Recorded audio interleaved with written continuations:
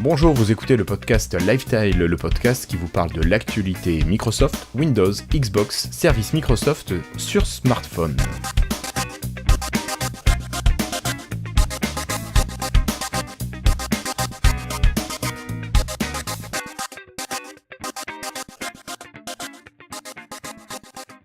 Bonjour à vous, c'est aujourd'hui l'épisode 138 de Lifestyle, synonyme d'épisode de décembre. Et oui, nous sommes le 5 décembre 2018, sûrement notre dernier épisode de l'année.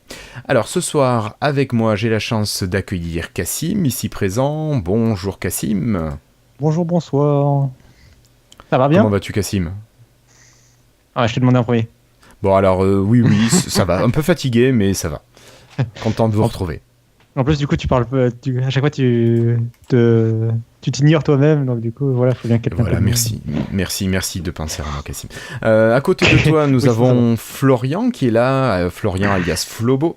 Salut Flobo. Salut. Toi aussi, je sais, un petit peu fatigué par les péripéties d'aujourd'hui. Un peu, mais ça va. À côté de toi, notre quatrième membre de l'équipe aujourd'hui, c'est David. Salut David. Salut les copains. Tu vas bien ? Ça va bien, mercredi tranquille. Bon. Ok. Moi, je vous propose de partir sur, tout simplement sur des petites infos, des petites choses que je voulais partager avec vous. Avant de commencer l'épisode, je souhaitais vous rappeler que, d'abord, Lifestyle, c'est le podcast, bien sûr, mais depuis le mois de septembre, on a créé la chaîne YouTube avec d'abord des tutos vidéo sur plusieurs techniques, des petits trucs, des trucs et astuces que vous pourriez utiliser, dont vous pourriez avoir besoin. Mais depuis, alors Florian, tu me corrigeras si je dis une bêtise, mais depuis je crois 6 semaines, on a lancé la M-Story, c'est l'histoire de Microsoft dans le monde de l'informatique. On est parti de ce qu'il y avait avant Microsoft, donc tout ce qui a permis au niveau technologique et puis au niveau aussi des différentes techno quoi, de lancer Microsoft. Et là on en est à l'année 1988, on a enregistré le dernier épisode hier soir qui est disponible depuis ce matin et on vous conseille pourquoi pas d'aller en profiter, d'aller les écouter. Ça pourra peut-être vous donner quelques infos ou vous apprendre quelques choses que vous ne connaissiez pas, voilà. Moi j'en ai découvert grâce à l'ami Florian qui nous prépare les épisodes. Alors ça c'est pour la partie vidéo. D'un autre côté, l'actualité Microsoft et Windows, vous avez remarqué qu'elle se réduisait beaucoup. C'était quand même assez drastique comme réduction et que les contenus à partager avec vous, ils deviennent assez difficiles à trouver et on a du mal à vous faire un podcast d'environ 1h30, 2h tous les 15 jours comme on faisait avant. Là, on est tombé à un podcast par mois, et moi je me demandais, alors vraiment ça va dépendre aussi de vos réponses, est-ce que vous préféreriez un podcast mensuel qui dure comme ça entre 1h30 et 2h, dans lequel on va retraiter l'actualité du mois passé, en faisant peut-être des focus sur vraiment quelques gros dossiers, ou bien est-ce que vous préféreriez plutôt des sessions, des petits épisodes de podcast qui durent une vingtaine de minutes, et qui soient toutes les semaines. Donc dites-nous, voilà, est-ce que vous préférez le format une fois par mois mais un gros podcast, ou plutôt une fois par semaine et sur une petite durée. Donc n'hésitez pas à faire vos commentaires soit dans le billet de l'épisode 138 sur le site de Lifestyle, ou bien sur la page YouTube de l'épisode 138. Voilà, donc ça serait vraiment sympathique de votre part de nous laisser vos remarques. Avant de vous laisser la parole, chers camarades, je voulais remercier nos patrons qui nous font toujours confiance sur la plateforme Patreon. Donc grand merci à vous tous. Bon, vous pourrez retrouver leur nom là qui défile sur la vidéo. Donc merci encore à eux. Et puis si vous voulez les rejoindre, n'hésitez pas, vous allez sur patreon.lifestyle.fr. Messieurs, j'ai beaucoup parlé. Je crois que c'est temps de passer aux choses sérieuses, n'est-ce pas ? Allez, tout de suite, le dossier.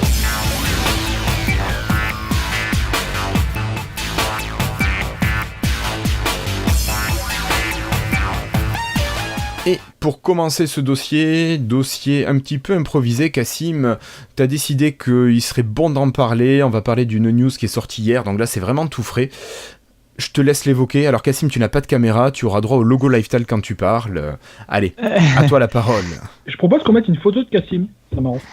On peut aussi faire ça à la post-prod, ouais. Photo comme dans la télé. Ouais, une petite incrustation, tiens. Allez. En tout cas, Cassim qui est Numérama. Oui, bon. Et c'est pas Cassim, moi qui ai alors. décidé vraiment d'en parler, c'est juste. Non, j'ai posé la question et tu as jugé utile d'en parler. Alors, Oui, que s'est-il passé hier? hier en France?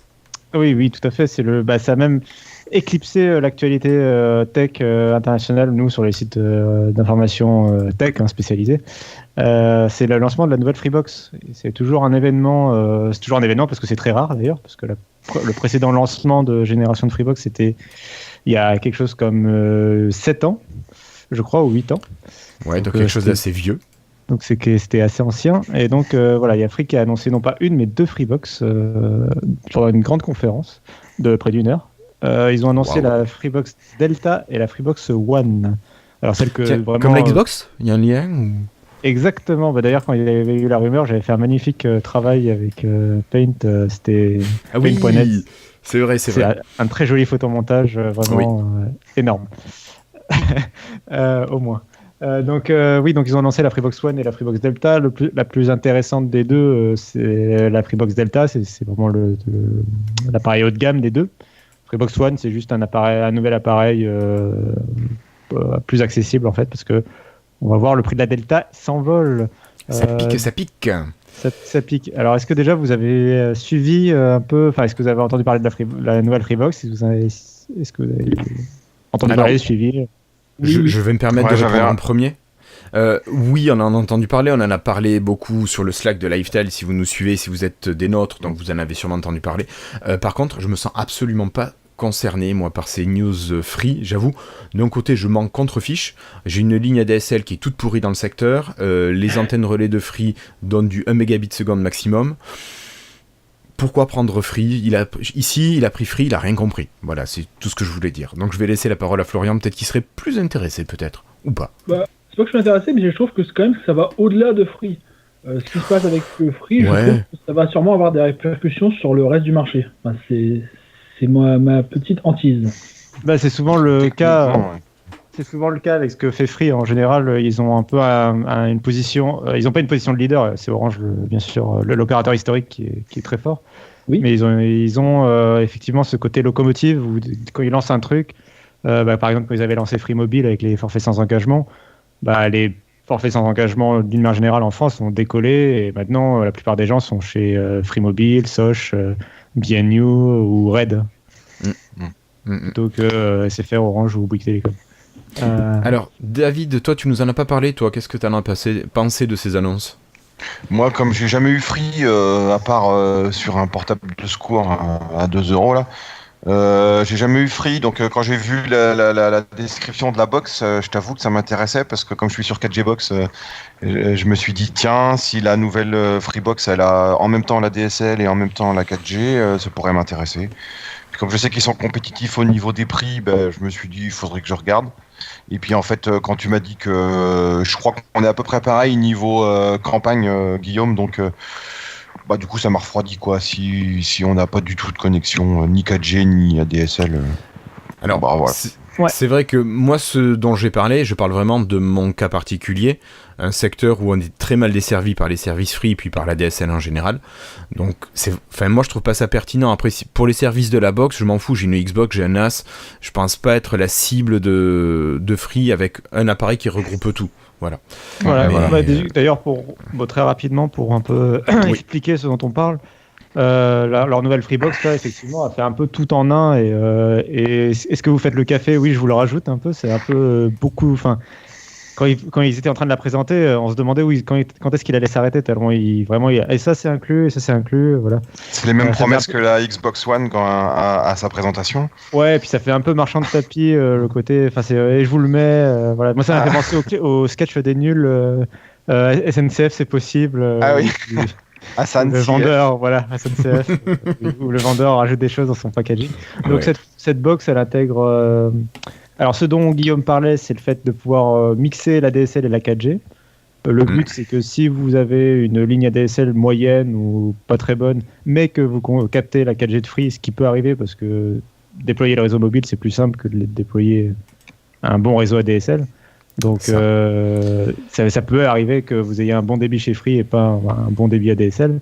La box est capable de cumuler les deux et avoir un seul gros débit du coup à vous proposer, quoi. Et on sait si elle commute d'un réseau sur l'autre ou est-ce qu'elle cumule les deux? Alors, a priori, de ce qu'on sait pour l'instant, parce que donc ça n'a pas encore été livré chez les clients, etc., oui, forcément. Ça cumule vraiment les deux. Et je trouverais ça justement intéressant qu'elle puisse commuter aussi, c'est-à-dire que si par exemple la ligne ADSL lâche, qu'elle puisse passer sur la 4G uniquement, n'avoir que la 4G. Et, J'ai cru lire quelque part qu'il y avait une histoire de fair use quand même avec leur 4G. Alors, ils se réservent, ça c'est normal dans les conditions d'utilisation, ils se réservent le droit de limiter à 250 gigaoctets de consommation par mois si le réseau est saturé. Mais c'est à mon avis pour se défendre en cas de... Tous les jours à partir d'entre 6h et 20h chez Free, quoi. Le réseau local, ton antenne est saturée. Tous les opérateurs mobiles proposent cette limitation, c'est vraiment si Oui, d'accord, non mais je comprends. Voilà. Ce que j'aimerais bien, par exemple, tu vois, c'est un truc... Enfin, moi, je parle du point de vue de mon ancien ADSL, avant que j'ai la fibre. Ça aurait été un système qui utilise, par exemple, pour l'upload, la 4G. Parce que souvent, on a un upload complètement pourri en ADSL. Clairement. Le upload, on peut avoir quelque chose de correct. Pas toujours, mais... Là, c'est le cas, en l'occurrence. Hein, les débits... Oui, les débits proposés. J'ai plus les débits en tête, mais le débit cumulé ADSL 4G est à la fois élevé en téléchargement et en remontant aussi. Il est plus élevé que ce que propose l'ADSL tout seul. Je me demande si ce sera pas un problème pour les gens qui jouent, par exemple, si le ping... tu sautes des deux connexions en même temps pendant que tu joues, ton ping, il va pas faire des allers-retours. C'est un peu... Historiquement, Free avait un très bon ping. Je pense que c'est à eux de gérer, justement. Même en 4G? Non, justement, en ADSL. Donc c'est à eux de gérer. En 4G pendant que tu es en train de jouer, je sais pas, faudrait voir un peu comment ça marche. C'est vrai, c'est une très bonne question. J'avais pas pensé pour le coup au ping. Je me dis d'un coup, ton ping il pourrait sauter, même si t'as un meilleur débit, parce qu'il n'y a pas que le débit important. Enfin, j'imagine qu'après, ce sera des réglages, on a personne à. Il y a des gens qui ont déjà la machine en main? Non, ça sera livré la semaine prochaine. Donc on verra dans les tests, j'imagine. Bon, et très rapidement, après sur d'autres trucs, ils ont annoncé que la fibre passait à 10 gigabits seconde pour certaines lignes éligibles. Donc là, voilà, c'est certaines lignes éligibles, c'est pas... c'est pas tributaire de la box, donc ça, à la rigueur, pour moi, je trouve pas ça intéressant. Si, c'est la box, c'est de l'équipement réseau, t'es obligé d'avoir... la box gère 10 gigabits seconde, si tu veux, matériellement.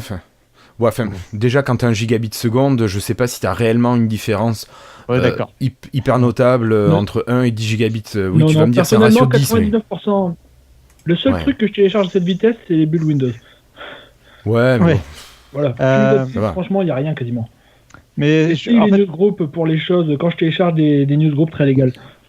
On va y venir rapidement, mais en fait, cette box, elle est vendue très cher. Et en fait, Free change complètement de fusil d'épaule par rapport à ce qu'ils étaient avant. Ils s'appellisent un petit peu. Hein? Ils s'appellisent. Je fais un néologisme. Non, mais c'est tout à fait ça. C'est-à-dire qu'ils ne veulent plus être l'opérateur low cost ou l'opérateur pas cher, machin, on vous casse les prix, etc. En tout cas, sur la Freebox, là, ils se transforment clairement en très premium. Si vous êtes geek CSP+, cadre, machin, et que vous êtes dans Paris avec votre fibre 10 Go, vous pouvez avoir la super box qui fait tout pour moi, une blinde. Pour moi, c'est vraiment, ils deviennent l'Apple, ils veulent être l'Apple des FAI. Oui, mais je pense que, il y aurait des choses à dire dessus, mais c'est pour Free, c'est peut-être intelligent. Je sais pas s'ils vont marcher, si ça va cartonner ou pas, si les gens vont acheter ce truc ou pas. Mais pour Free, c'est intéressant. Pour les clients, je suis pas très convaincu. Même au-delà de la box, Xavier Niel, il se prend un peu pour Steve Jobs dans des conférences. Oui, il est fan d'Apple. De plus en plus. Ouais. Oui. Ok. Bon, regarde dans son école. Dans une école, il y a que des Mac. Oui, c'est vrai. Rapidement, donc la box a fait, donc t'as dit, a fait NAS. En gros, t'as un disque dur de 1 Tera dedans, tu peux faire des trucs dedans. C'est cool. Si j'ai bien compris, le Tera, tu peux même pas l'utiliser sans payer une option, non? Il y a pas un truc comme ça? Ou c'est moi qui... Non. Il te propose de l'acheter, le disque, quand tu souscris à l'abonnement, il te propose d'acheter le disque dur pour que le disque dur soit à toi. En gros, ça fait que tu n'auras pas à rendre le jour où tu résilies Free, tu n'auras pas à rendre les données et le disque dur. Et enfin, c'est pensé pour que. Mais. Je m'en fous, j'ai mon NAS, moi. Je suis pas embêté. L'idée, c'est que tu n'es pas censé avoir de NAS déjà, tu vois. Ouais, mais j'en ai un. Ça fait 10 ans que je l'ai. Alors, je vais pas le vendre, lui. Non, mais évidemment. D'ailleurs, il fait vraiment NAS, c'est-à-dire que t'as la place. Si tu retournes la box, t'as la place pour foutre 4 disques durs en tout. Donc jusqu'à 10 Tera. Alors après, tout dépend le RAID que tu prends. Moi j'en ai 12, j'ai besoin de ça. Oui, mais toi t'as tout rempli déjà, Florian. Pour les plus technophiles, ils gèrent le RAID 0, 5, 1 et 10 de mémoire. C'est déjà pas mal pour un truc. Ouais. Mais bon, après, j'ai envie de dire, quel est le public de tout ça? Parce que les plus technophiles sont déjà équipés. Et les c'est la grande question. Je t'avoue. C'est ceux qui sont déjà mordus de fric, quoi. Mais je pense que c'est le public un peu Appleien, c'est-à-dire les gens qui n'ont pas envie de se faire chier à configurer un NAS, tu vois.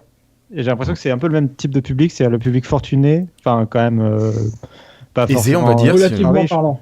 Aisé.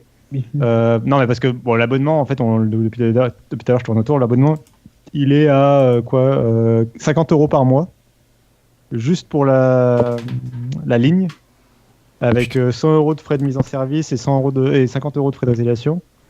Et sauf que, bon, à la limite, ok. Mais donc c'est 50 déjà, ça commence à piquer quand même. Moi, je trouve que on est dans les limites de l'acceptable. Enfin, à mon sens. Donc c'est 50 € par mois. Et il faut obligatoirement payer la box plein pot. Le player, c'est pas la box, c'est le player. Oui, c'est la partie player télé à 480 €, avec possibilité de payer plusieurs fois.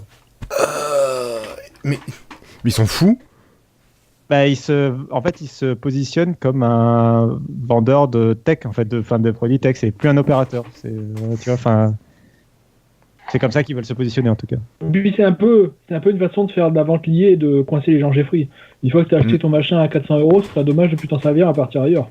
Non, justement, le principe c'est que il est à toi et que tu peux t'en servir en allant chez Orange et compagnie. Tu peux changer. Et tu perds rien, tu perds aucune fonction. La seule fonction que tu perds pour le moment, c'est l'accès à la télé Freebox, enfin les chaînes de télé Freebox. Sachant que ils ont dit à Mimo qu'ils étaient en train de signer un partenariat avec un fournisseur de services, comprenez Molotov, pour que les chaînes puissent continuer à recevoir les chaînes après avoir résilié Frico. Ouais, alors pourquoi ils vendent pas directement tout simplement leur box? Non, mais leur box, ils vendraient leur box comme un fabricant de box. Tu peux la vendre. Ils la vendent, je crois. Oui, mais t'es obligé d'acheter la ligne avec. T'es obligé d'avoir une ligne à 50 € par mois avec. Ah oui, oui. À la rigueur, il ferait une séparation entre la vente d'une box tout en un pour les gens et le service. Je pourrais comprendre. Enfin voilà, ils veulent se positionner sur un autre marché. Ok.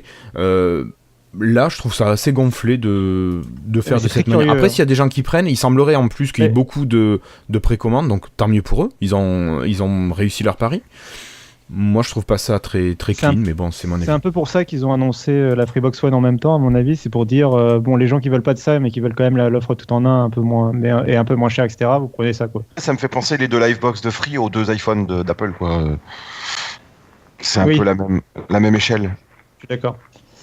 Ouais. Bon, après, quand même, le fait de pas avoir mis la fonction combinaison 4G et ADSL sur la box One, c'est la One, c'est ça? Oui, c'est très mesquin, hein, parce que à mon avis, stupide, c'est ce qui va intéresser le plus les gens un peu geeks qui ont déjà tout le reste du matos, et on les oblige à prendre tout le machin qui sert à rien avec, quoi. Alors moi je vois ça d'une autre façon, je trouve ça stupide pour les clients en ruralité qui à mon avis sont moins intéressés par le côté tout équipé justement de la box ultra chère et qui vont plutôt être intéressés par ce mix. Un public moins geek mais qui veut juste un bon débit pour avoir une belle qualité de télé quoi, enfin, par exemple et qui aimerait ce côté ADSL plus 4G et qui pourront pas t'es obligé de souscrire à un truc à 500 balles qui est clairement pensé pour de la fibre optique quoi. Oui, oui. Mais en fait, finalement, comme je dis, c'est quasiment pour personne. Là, c'est un peu le problème que j'ai avec cette box. Donc, on l'a pas dit, quand même, ça intègre Netflix, un abonnement Netflix. Alors, ça, c'est le HD. Voilà. Pardon, excuse-moi, mais ça a tellement trollé sur les réseaux que je ne pouvais pas ne pas le dire. C'est incroyable. Bon, alors, ils étaient en guerre avec Netflix depuis je sais pas combien de temps. Là, ils ont signé un partenariat. Ils étaient très, très contents d'avoir signé un partenariat et ils intègrent Netflix dans l'abonnement directement. Ouais. Mais cette box qui est 4K HDR++ top moumoute, là, ils te fournissent un abonnement SD, quoi. Même pas HD, hein, SD. Et si tu veux prendre HD, tu payes le plein tarif? Non, tu payes la réduc est la même. Ouais, la réduc est la même sur chaque abonnement. Donc, en fait, ils font moins 7 € sur Netflix. Donc, l'abonnement de base est à 0 € ou 3 € ou 6 € selon le c'est un bon point quand même. Oui, c'est un bon point quand même. Mais je trouve ça un peu mesquin là pour le coup de faire toute une conférence où on te présente une box 4K et de te dire ah oui en fait l'abonnement Netflix il est SD quoi, à 2 € par mois près quoi. Quand t'es sur un abonnement à 50 € par mois. Toute la communication a été foireuse. Hein. Même Xavier Niel qui dit ouais vous en faites pas, pour fidéliser les gens on mettra pas de frais de migration. Et là, elle dit ouais mais on a 100 € de frais d'installation. D'accord.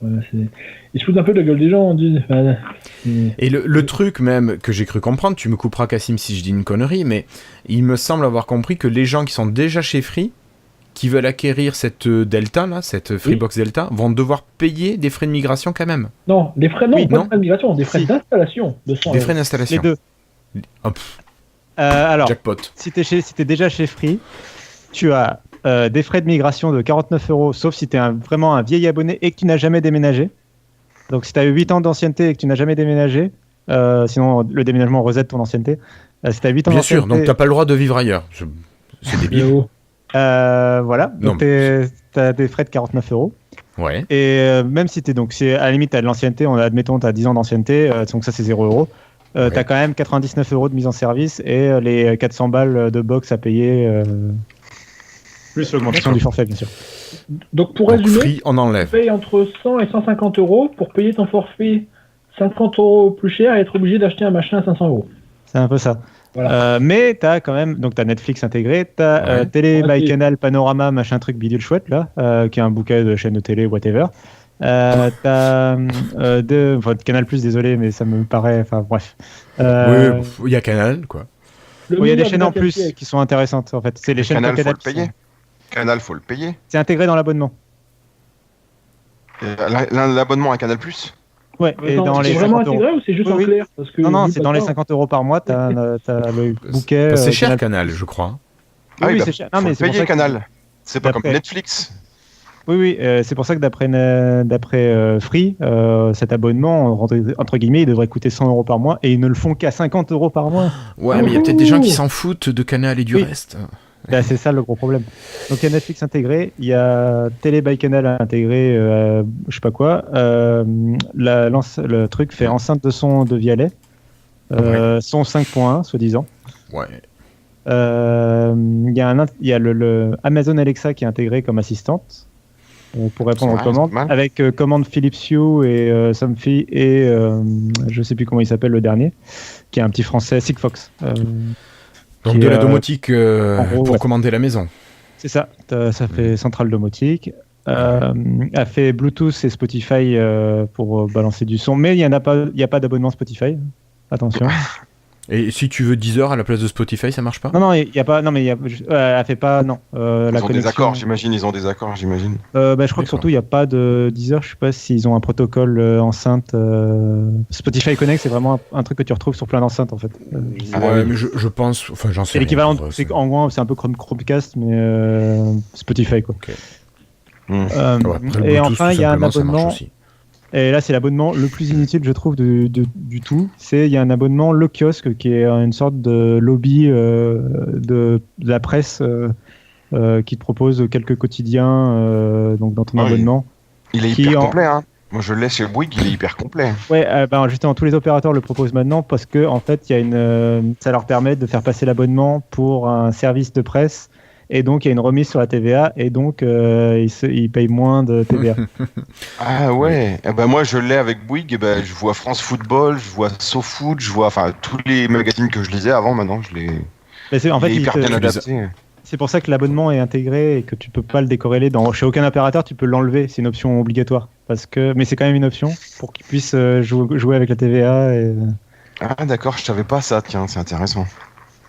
Mais bref, après oui, c'est un service. Oui, il y a quand même pas mal de magazines, quoi. Mais c'est ouais, mais tu disais que c'était une option qui était nulle. Moi, oui.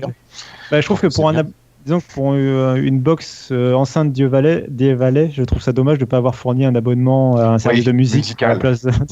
Tu vois, je trouve. Sur Netflix, il y a des concerts et puis tout ça. Hein. C'est vrai. Ouais. Et pour finir, qu'est-ce qu'il y avait encore? J'ai dit le serveur NAS, tout ça, on en a parlé. Donc, je pensais, il y a 2 télécommandes fournies, il y a un pack sécurité avec une caméra de surveillance, détecteur de mouvement, etc. Donc vraiment, ils veulent Ils veulent faire quelque chose de très très complet. Mais bon, D'accord. 50 € par mois, quoi. Ouais, tu le payes. Et 500 € le pack. Je pense que si tu prends Achat ce en que tu veux, plusieurs juste fois. ce que tu veux, tu peux en avoir pour moins cher que 500 €. Mais bon.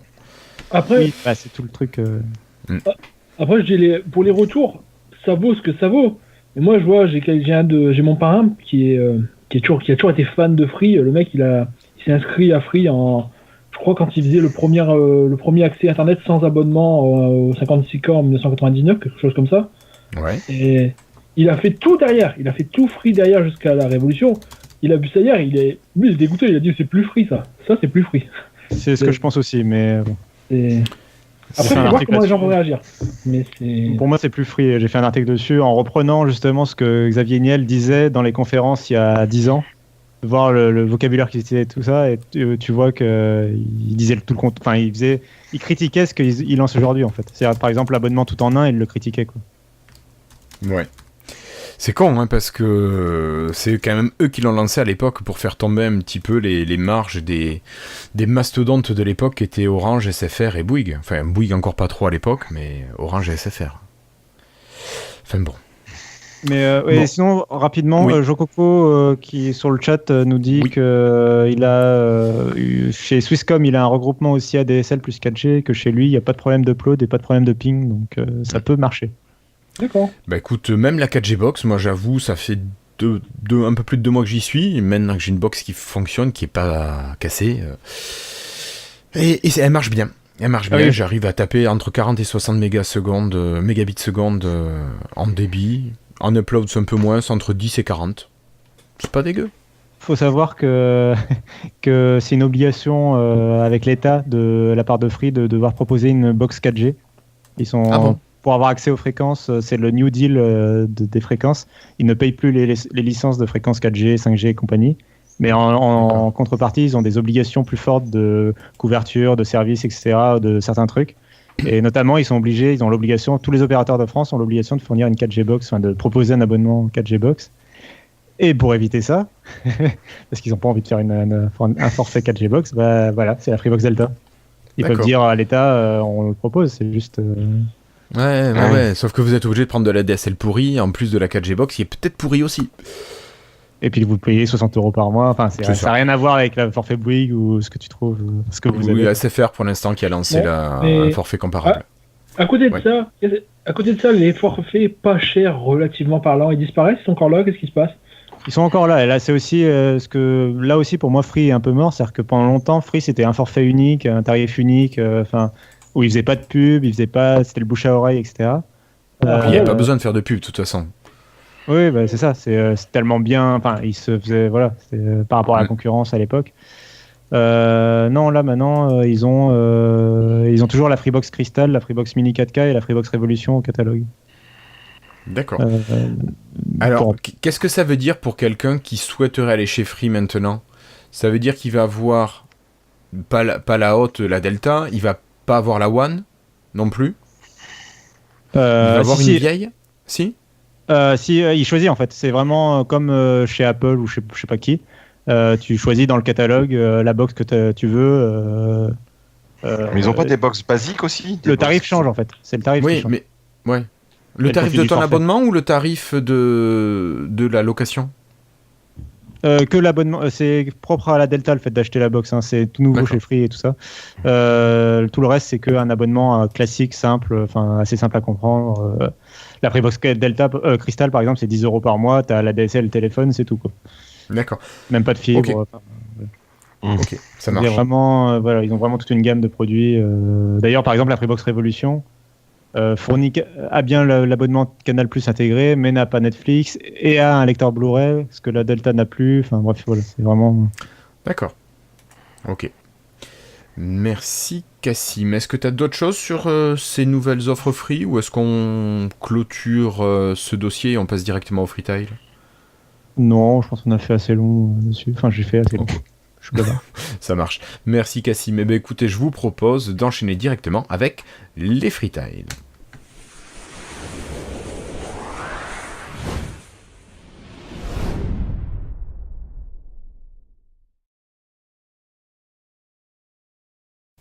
pour commencer, je vais prendre la parole et je vais vous parler de 2 freetiles. Je vais vous parler de 2 petites choses. La première chose, c'est ceci. J'ai changé de téléphone. Adieu mon 1520, enfin le 950. J'avais déjà quitté, Cassim, je sais pas, t'as peut-être pas entendu la dernière fois. Si. Mais voilà, j'avais quitté... Ouais, le 950 est parti en ordinateur de bureau. Et voilà, donc j'ai pris un Xiaomi Mix 2S qui était pas mal, pas trop cher, à moins de 400 €. Et machine équipée d'un Snapdragon 845, 6 Go de RAM, stockage 64 Go. Il y a la version 128 qui existe, mais à 100 € de plus, je trouve ça exorbitant. Et puis voilà, un écran 6 pouces, juste, enfin 5,99 pouces, c'est pas trop grand. Mais l'écran est quasiment borderless. Alors, t'en penses quoi de cet écran ? Eh ben écoute, je le trouve vachement sympa. Ça fait son petit effet quand même, non ? Ouais. Donc, hop, attends, je vous le mets. Attends, je vais vous mettre tout ça, voilà. Voilà l'écran. J'ai mis un truc comme ça. Là, bon, vous avez la coque qui prend un peu de place. J'ai pris une coque silicone un peu épaisse. Qu'est-ce qu'il y a ? Qu'est-ce que j'ai dit comme bêtise ? Non, c'est Flobo qui troll et il montre... Il montre tous ses Lumia. Ouais. Et t'as ce coloris, c'est coloré incroyable, c'est tellement beau. Oui, d'accord. Bon, moi, j'ai pris la version bleue. Ça me manque. Oui. Bon, juste pour terminer là-dessus, donc c'est un très bon appareil qui est très réactif. J'avais prévu quelques points dont je ne voulais pas oublié de vous parler, mais bien sûr je suis pas sur le document. Donc au niveau qualité d'écran, on a une belle résolution, l'écran est fluide, il y a un bon capteur de luminosité qui vraiment va adapter l'éclairage à la luminosité ambiante qui marche super bien. L'appareil donc fluide, dès qu'on lance une application ça part, quand on switch ça part aussi, qu'on soit dans les paramètres, dans un jeu, sur une vidéo pour prendre une photo, ça fait vite la mise au point, vraiment je suis ravi. Question batterie, en utilisation normale de journée, j'arrive le soir en commençant à 6h30, le soir à 19h, je suis encore à 75-80% de batterie. Donc vraiment ça va. Et en grosse consommation, je suis tombé il me restait 60% de batterie à 9h. Donc vraiment super. L'appareil photo, alors il était donné comme étant vachement bien. Je suis un peu déçu. C'est le point faible du téléphone. Hein. C'est pour d'après nous. Je suis assez d'accord. Alors, j'ai utilisé une application, a priori, alors avec un logo d'appareil photo, logo assez vieillot, et j'avais un rendu qui était assez pisseux, les couleurs étaient... Ça faisait des taches, enfin, ça faisait très étalé, ça avait pas un rendu net d'appareil photo. J'ai changé d'application, alors je sais plus ce que j'ai pris. Alors, c'était compris dans le bazar. Hein. Hop, et... J'ai pris tout simplement l'application qui s'appelle, je sais pas comment elle s'appelle, Caméra ou un truc comme ça, et ça marche beaucoup mieux. La netteté est beaucoup mieux gérée, on a des images qui sont correctes, qui sont pas au niveau d'un PureView qu'on avait avec le 950, le 1520 ou le 920. On est quand même un petit peu en dessous, mais ça reste très correct. Voilà. Donc pour faire la petite photo de tous les jours, super. Et tu gardes le réflexe pour le reste. Niveau connectique de l'USB-C, il n'y a plus de port jack. Alors je suis un petit peu embêté, mais sur ma liste au Papa Noël, j'ai demandé un casque Bluetooth, tant pis. Il y a un adaptateur USB-C vers jack qui est fourni, mais bon, c'est quand même pas pareil, on n'a pas toujours l'adaptateur sur soi. Et je tenais à remercier Florentin et Ancestrals du Slack de Lifestyle qui m'ont un petit peu donné leurs avis sur Xiaomi, sur MIUI, l'interface aussi. Alors, interface un petit peu, tu disais un petit peu trop complète presque, un peu trop riche. Il faut vraiment s'y faire. Quand on sort d'un Windows Phone, c'est super raide. Voilà, clairement. Quand on arrive d'un Nokia, comment ça s'appelle, Android pur, c'est Android un peu... One. Alors, je vais pas dire difficile, mais voilà, faut s'y faire un peu. Les premiers jours, les 3 premiers jours, j'ai cherché. Et puis ça marche bien. Après, il y a la fonction de recherche, tout simplement, et puis ça marche. Voilà. C'est très Appleien comme interface. En plus, c'est très, comme tu disais, Appleien. Voilà, c'est très inspiré de l'iPhone, en fait. Et ça essaye de prendre par la main. Je trouve pas que ça prenne par la main, justement. Je trouve que c'est une mentalité que je n'ai pas arrivant dans Windows Phone, et même en étant passé par quelques semaines sur un Nokia 5 en téléphone secondaire. Voilà, ça me parle pas. Mais voilà. Donc ça, c'était mon premier gros freetile. Deuxième freetile, j'ai refait mon site earslow.net avec pas mal de photos qui arrivent au fur et à mesure, parce que vous avez peut-être entendu parler de Flickr qui va réduire les offres non pro donc les offres gratuites à 1000 photos maximum. Et vu que j'étais à 890 photos, va falloir que je fasse du tri aussi sur mon Flickr. Donc je les mets sur mon site perso que j'ai refait par l'occasion en one page et compagnie. Donc si vous voulez aller faire un tour, irslo.net, et puis vous me laissez un petit commentaire, vous me dites vous trouvez ça bien, vous trouvez ça moche, et voilà. Bref, il n'y a pas de souci. Écoutez, voilà, donc j'avais mis une petite image que j'ai oublié bien sûr d'envoyer à l'écran, mais je pensais que Flobo l'aurait fait. Voilà, une petite image, première page, puis ça roule du haut vers le bas. Est-ce que, camarade David, tu as quelque chose à partager avec nos auditeurs? Non, aujourd'hui j'ai pas de freestyle, mais j'ai une question. Allez, vas-y. Sur le capteur de selfie là qui est en bas du Xiaomi là. Oui. C'est bien. Oui. Bah écoute, je fais très rarement des selfies, j'en ai fait un pour tester. Oui, ça marche bien. Juste, tu lèves un peu plus ta caméra que d'habitude, parce que je vais le montrer pour les gens. Hop, je suis à l'image. D'habitude, vous avez votre caméra de portrait qui est en haut du téléphone. Là, elle est ici, en bas, au coin. Faut retourner le téléphone. Alors tu peux retourner le téléphone, effectivement ça marche bien, il est très réactif, il tourne vite l'écran, ou tu peux tout simplement lever le téléphone de la hauteur de ton téléphone en plus, voilà. Mais sinon la qualité est très bonne, et effectivement il y a un mode bokeh spécial où tu peux avoir toi vraiment très net et derrière très flou, ça marche, effectivement, ça marche. Mais des fois ça je dois faire un peu, 2 selfies par an en vacances avec la famille, voilà. Et le côté pas plastique au fait, enfin du coup le côté il est complètement en verre un peu, enfin métal vert. Il est oui bah écoute, j'ai mis quasiment la coque tout de suite, je me suis voulu d'avoir abîmé le reste, mais c'est vrai que il est vachement sympa. Là j'ai enlevé la coque pour vous montrer. Il est très massif, hein. Il fait très surface, je trouve, comme design presque, dans le sens carré. Les angles sont bien, il y a des belles arêtes, quoi. Alors il est beau, il est propre, mais j'ai pas eu de wow effect. Ok. Le dernier qui m'a fait un wow effect, c'était le 15-20, j'avoue. Oui, là, l'écran, non, il est beau, il est classe, il fonctionne super bien, il est très efficace, et c'est ce que je lui demandais.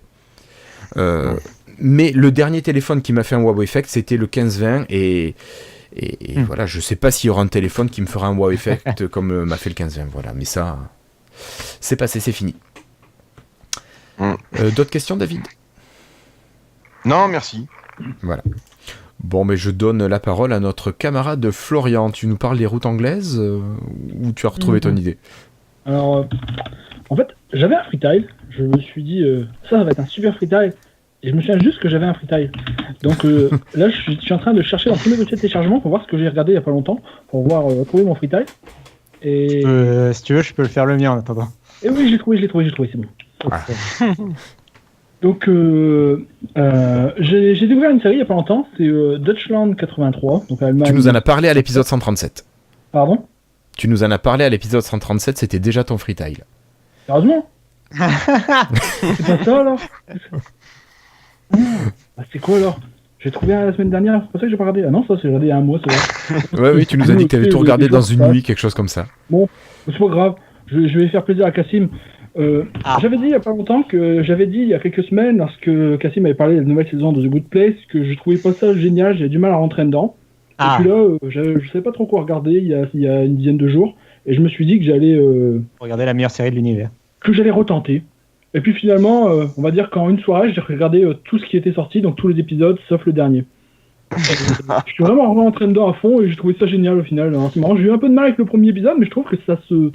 Ensuite c'est bien la série qu'on connaît, la série où tout évolue au fil des épisodes, où on sait pas à quoi on va s'attendre, et qui reste divertissante tout le temps. Et là, encore une fois, je vois absolument pas où ils vont en venir, où est-ce qu'ils veulent aller. Et c'est toujours aussi génial. Alors je confirme exactement ce que tu disais. Moi je dirais les 2 premiers épisodes de la saison 3 sont un peu mou. Enfin tu sais pas trop ce qui... C'est la vie générale, hein, clairement. Moi ça m'a pas trop dérangé, mais clairement c'est la vie de tout le monde. Enfin je vois sur internet et tout le monde avait l'air d'accord sur ça. Et après effectivement Florian, comme tu dis, ça reprend et c'est The Good Place, c'est la série qu'on aime. Voilà. Ça a eu du mal à faire le... Et je pense que le fait de diffuser les 2 premiers épisodes en un coup, finalement ça a été pire que mieux. Je sais pas, ça... Tu as raison, je pense que tu as raison. Ça a fait que j'ai mis 1 mois et demi à me remettre à la série ensuite, tu vois. C'était... Enfin bon, c'est pas très grave, hein, mais voilà. Ça Ça reste une de mes séries en tout cas, feel good. Vraiment, c'est tu regardes, t'as le sourire. Enfin, même si tu rigoles pas forcément, t'es content. Enfin, c'est un bon moment quoi. Et je trouve juste d'ailleurs qu'il y a moins de moments chiants. Je trouvais qu'il y a des petits moments un peu chiants, surtout quand Jason disait des conneries dans les saisons précédentes. Là, je trouve que ça s'est un peu calmé de ce côté-là. Bon, même s'il y a un épisode bien con depuis, mais oui. Mais à part ça, ça va. Doogie, je sais plus quoi là, Doogie Dog. Bref. Son épisode débile.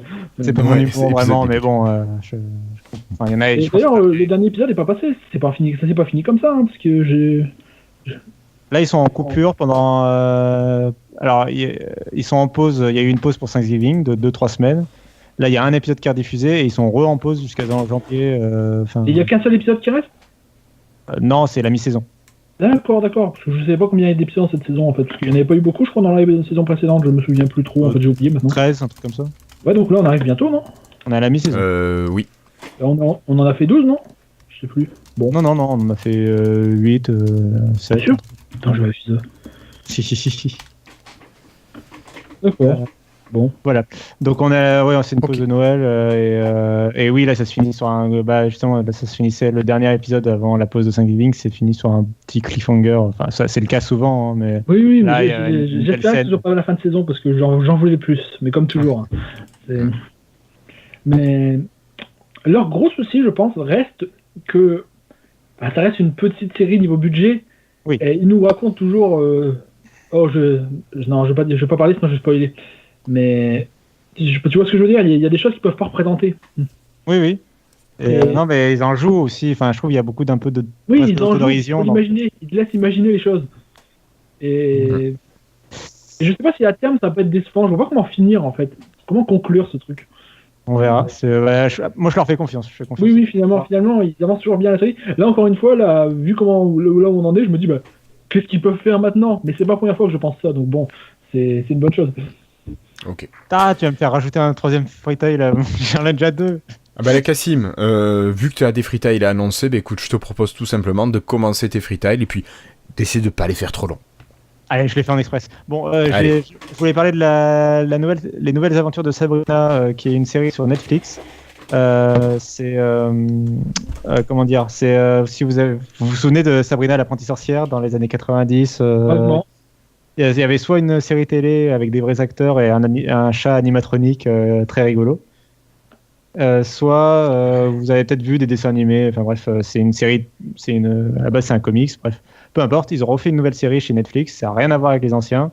C'est complètement réimaginé. Donc c'est une lycéenne qui est mi-humaine, mi-sorcière, puisque c'est comme un peu façon Harry Potter, ça se transmet par le sang quand t'es sorcier ou pas.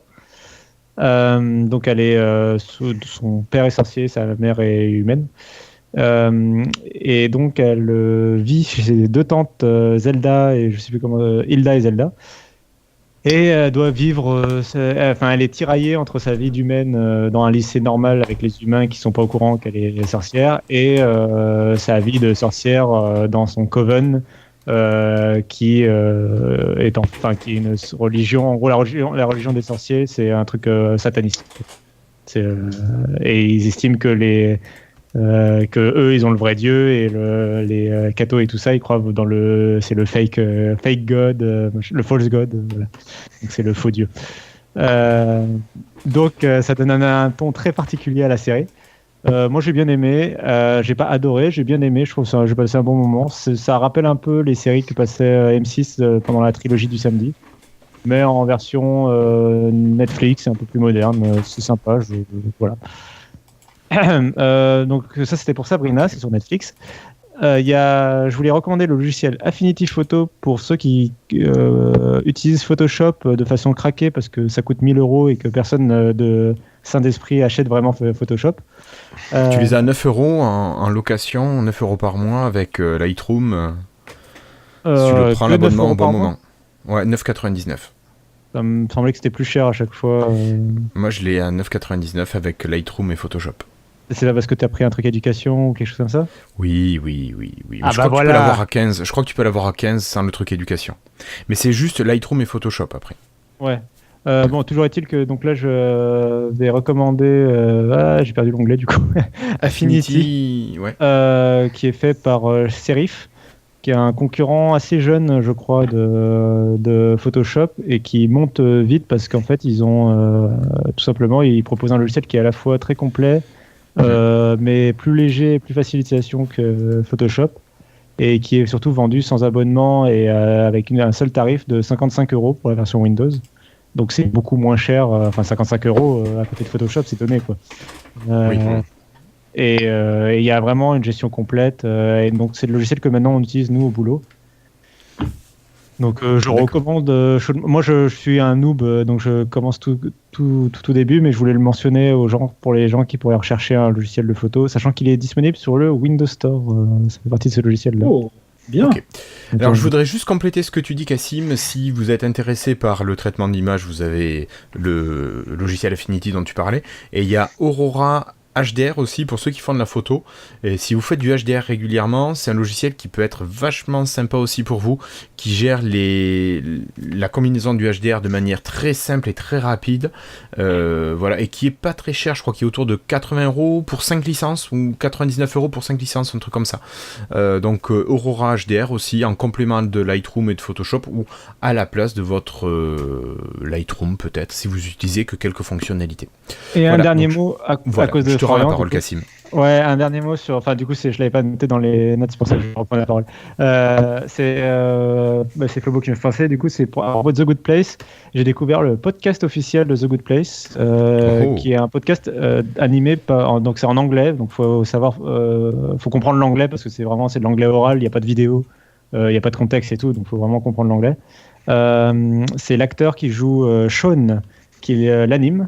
D'accord. Et donc ils reviennent chaque semaine sur l'épisode qui vient d'être diffusé, et c'est très intéressant parce que à chaque fois autour de la table, donc c'est Sean plus une ou deux personnes qui sont des personnes qui travaillent sur la série. Ça peut être des scénaristes, ça peut être des acteurs, ça peut être par exemple il y a un épisode là de la dernière saison où il y a des animaux, pendant tout un épisode il y a des animaux sur scène, dans l'épisode. Il y avait le dresseur qui explique comment, c'est quoi dresser des animaux pour les séries télé, les films, etc. Et donc c'est vraiment, on découvre des petits secrets de tournage, des petits secrets de scénario. C'est très intéressant. Moi, j'ai écouté des épisodes en arrière sur certains épisodes un peu importants de The Good Place, et c'est marrant d'entendre des références. Ils font des références à des épisodes qui sont diffusés que maintenant dans la saison 3. Et ils spoilent pas. Mais ils font des références ils disent ça n'a pas encore été diffusé, mais il y a un truc, et en fait tu comprends par rapport au contexte que c'est un truc qu'on vient de voir dans la saison 3, et tu te dis ah ouais, ils avaient planifié quand même bien en avance quand même. Ok, voilà. Merci beaucoup, Cassim. On a fini le dossier, on a fini les freetiles. Moi je vous propose tout simplement d'enchaîner avec les news.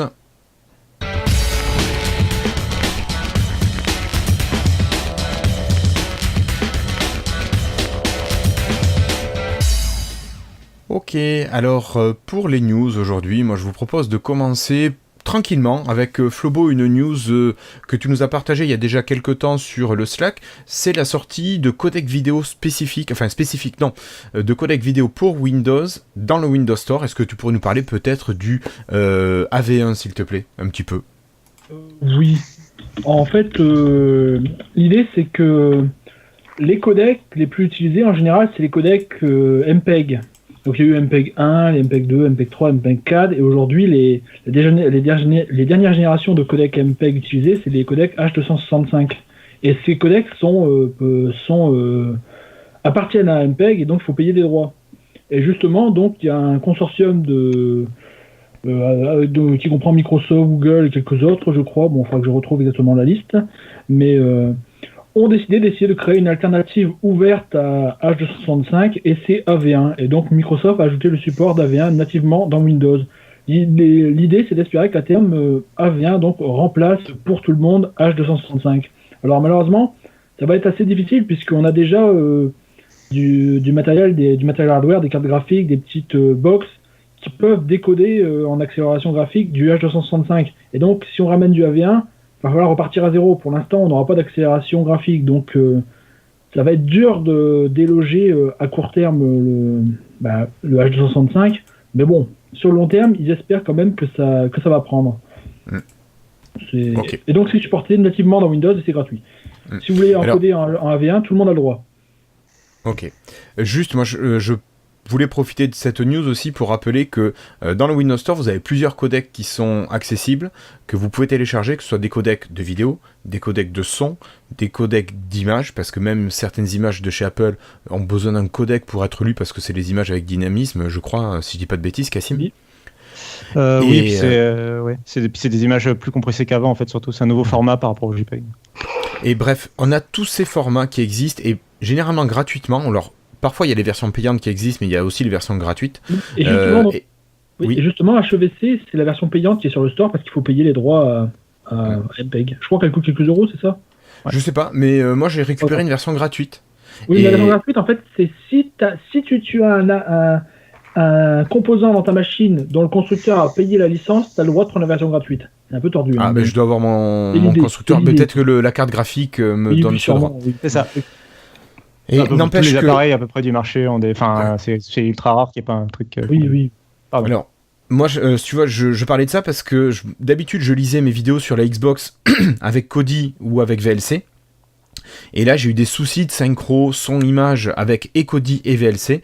Et finalement, le seul qui me les lit correctement, c'est Film et TV qui utilise les codecs de Microsoft. Et qui les lit parfaitement et qui gère très bien et les sous-titres et le multipiste audio. Donc vraiment, n'hésitez pas à redonner sa chance à Film et TV si vous en avez besoin, parce que moi, je n'ai été que ravi dernièrement de ce que proposait ce logiciel. Voilà. Voilà, je pense qu'on a fait le tour pour cette news. On va passer à quelque chose d'un petit peu plus fun, peut-être. On va vous parler de Xbox et de Phil Spencer. Alors, qui c'est qui nous en parle un petit peu, Cassim, peut-être? Si tu veux, mais ça va être très rapide à dire. Je crois qu'on en avait peut-être déjà parlé quand ils avaient fait le Microsoft X08, leur salon dédié aux jeux vidéo, qui a eu lieu, je crois, début novembre, je sais plus. Ouais, mais ça a dû être au moment où on a enregistré, donc on n'a peut-être pas parlé sérieusement. Toujours est-il, donc ils ont fait plusieurs annonces autour de la Xbox, et ils ont fait une annonce autour du PC, qui est le fait que le Microsoft Store, quand même, pour télécharger les jeux vidéo, notamment les jeux vidéo vraiment ambitieux, je sais pas moi, un Tomb Raider, un Halo, Gears of War, Forza, ce genre de jeu, le Windows Store fait vraiment le service minimum, et il le fait même pas très bien, même ce service minimum-là, quoi. C'est long, ça marche pas toujours, tu peux pas toujours choisir où tu veux l'installer, enfin c'est compliqué, etc. Oui. C'est parce que c'est l'équipe Windows qui s'en chargeait. Là, il y a Phil Spencer, donc, qui est le patron de Xbox, qui est maintenant beaucoup plus important qu'auparavant chez Microsoft, qui va reprendre la main sur ce sujet-là dans l'équipe Windows, notamment pour vraiment remettre le Windows Store au niveau de ce que peut proposer un Steam, par exemple, et surtout de ce que propose la Xbox Store avec le Xbox Store sur la Xbox. Donc il veut qu'en 2019 il y ait vraiment un coup d'accélérateur qui soit donné pour le store, parce que ils ont leur abonnement Xbox Game Pass, qui est pourtant pour le moment un abonnement surtout Xbox, mais ils veulent vraiment à terme que ce soit un abonnement jeux vidéo transversal, quoi, entre PC et Xbox. Et il faut pour ça que le store derrière il suive, et il faut que ils vont travailler sur la qualité du store. Ok. Effectivement, le Xbox Game Pass te permet aussi déjà de profiter des jeux Microsoft sur ton PC quand tu les as pris sur il n'y en a vraiment pas beaucoup, et c'est compliqué d'aller chercher. Enfin, c'est pas... Non, j'ai pas trouvé, moi, parce que j'ai regardé, quand tu cliques sur Game Pass sur ton Windows Store, sur ton PC, il t'affiche une liste. Et ceux qui sont que tu peux installer sur ton PC, t'as le bouton de télécharger tout simplement qui apparaît. Alors que les autres, t'as un bouton, alors c'est pas un bouton barré, mais tu dois avoir un petit bouton avec un trait tout simplement dedans. Oui, voilà. Non, mais je sais pas comment expliquer. Oui, ok. Mais la recherche dans le Windows Store est perfectible sur PC, clairement. Ça a besoin d'être remis en état. Et si Monsieur Spencer pouvait le faire, ça serait fort sympathique. Il fait du très bon boulot. C'est un peu comme une autre personne dont on va parler après. C'est un peu les bonnes références chez Microsoft. Oui, tout à fait. Mais moi, je vous propose tout simplement de parler du prochain sujet. Et je pense que c'est toi, Flobo, qui va peut-être en parler un petit peu plus. Si je te parle de House of Fans, qu'est-ce que tu m'en dis ? Ça va être, c'est fini. Microsoft a fermé la House of Fans. Donc, il n'y a plus de fans, il n'y a plus de House of Fans, il n'y a plus rien, quoi. C'est la fin. Apparemment, ils ont fait une grande soirée de fermeture. J'ai vu des petites photos passer sur le Slack des gens de la House of Fans. Mais bon, ils sont tous bien tristes, ils savent pas trop pourquoi, on leur a pas trop expliqué, on leur a juste dit ça ferme apparemment. Donc bon, c'est venu d'en haut. Oui. Cassim ? Ils peuvent plus être fans d'Azur et tout ça. Non, on peut pas d'Azur, on peut pas être fan. Heureusement que Christophe est pas là, sinon t'aurais été trucidé direct. Ma compréhension de la chose, c'est que House of Fans, là, c'était... non, c'était une marque déposée de Netflix, non, j'ai quand même. House of Fans, c'était... c'est en le disant que c'est... Bref, House of Fans, c'était une initiative française, je vais y arriver, de Microsoft France. Vraiment, ça n'existait pas ailleurs chez dans d'autres pays. Et c'était vraiment tourné vers les produits grand public, notamment Windows Phone et la Xbox. Et je pense vraiment que ces produits ayant tous, pour ainsi dire, presque disparu, en particulier Windows Phone. Il reste la Xbox, mais bon, il y a pas un lancement de Xbox tous les ans, quoi. Non, mais bien sûr. Ça a quand même été lancé alors que la division mobile était déjà en train de mourir de tous les côtés. Hein. Non, ça a été lancé au gros moment de Windows 10 avec Lumia 950, Xbox One. Ouais, mais c'est déjà en train de mourir. Ouais, mais le 950, il a été lancé mort. Hein. Non, enfin. Tu te souviens comment il l'avait présenté, Panos c'était qui? Panos Palais, il avait dit voilà, en plus on a ce petit téléphone là, et puis voilà quoi. Dans un an il est mort, donc je vous en parle pas trop quoi. Ça a été lancé le 2 février 2017. Hein. C'est tard, je trouve. Ouais. Ok, je me rappelle. Moi, je pensais que ça avait été plus tôt. J'aurais dit 2016, clairement. Ouais, mais c'était né avant. Ouais, mais c'était né du Cube machin là, je sais plus quoi. Oui, la soirée Cube, ouais. J'en sais rien. Ça voilà. Mais bref, toujours est-il que donc effectivement ça ferme. Je pense que ça ferme parce qu'il n'y a plus de visage grand public chez Microsoft pour le moment. Et puis ils offraient des trucs assez chers apparemment. Quand on voit les cadeaux qu'ils gagnaient, c'était ça dégoûtait pas. Nous on n'a jamais rien gagné nous, mais on n'a pas été assez fans peut-être. Nous, on est des vrais fans, on n'a pas eu besoin de cadeaux pour être. Non, on n'a pas eu besoin de cadeaux pour rester. Je pense que dans l'équipe de House of Fans, il y en a qui sont vraiment de vrais fans. Oui, mais bon, peut-être qu'ils sont passés à autre chose, peut-être qu'ils sont passés à des choses peut-être un peu plus sérieuses. Et ils sont passés sous Android comme tout le monde. Ouais, mais je pensais au niveau, je sais pas moi, par exemple, ils sont passés sur Office et on a des nouvelles choses qui arrivent sur Office, n'est-ce pas? Cassim, je pense que toi ça doit te plaire. Oui. Je vais prendre ça parce que moi c'est ma news et comme ça après David va pouvoir se moquer de moi de ma. Vas-y. Bref, ils ont Microsoft a annoncé de façon assez bizarre, je trouve, c'est-à-dire qu'ils ont annoncé ça par un blog sur Medium, la plateforme Medium. Ils ont annoncé leur projet de changer complètement le design des icônes Microsoft et Office. Et derrière ça, de changer vraiment l'identité visuelle de Office au global et voire même de Windows 10. En fait, on a appris plus tard que c'était vraiment une action conjointe de l'équipe Windows et de l'équipe Office de enfin unifier le langage visuel et vraiment toute l'interface, les codes de l'interface des logiciels Microsoft. Donc du coup, ils ont annoncé une suite d'icônes et alors, elles sont magnifique. Là, l'illustration, c'est une partie de l'icône Excel, mais c'est vrai que je les trouve vachement sympas. Elles sont pas simples, mais pas complexes non plus. Et elles reprennent les codes précédents. Ouais, non, mais moi je les trouve bien. Je suis pas fan d'habitude de ça, mais. Tu peux pas mettre en illustration l'image du menu des marais, on les voit toutes là. Ouais, alors je mettrais ça, sinon aussi, je sais pas comment on met des choses. C'est pas encore celle-là, il est mieux. Ah, oui, alors, allez, colle-moi là dans le live. Mais moi, ce que j'aime bien, c'est là, on voit vraiment l'historique de l'icône et l'évolution avec l'icône 2007, 2010, 2013, qu'on se tapait quand même depuis un petit moment maintenant. Ouais, 5 ans. Non, mais qui était bien. Qui était bien, ouais. Mais c'est vrai qu'on se faisait vieille, voilà, peut-être 2013. Et donc là, oui, l'icône. Et ce qui est intéressant de voir, c'est que du coup, on revient à quelque chose avec de l'ombre, enfin de la 3D, du volume. C'est Fluent Design, hein. C'est ce qu'on a déjà depuis Windows 10, depuis la nouvelle version de Windows 10.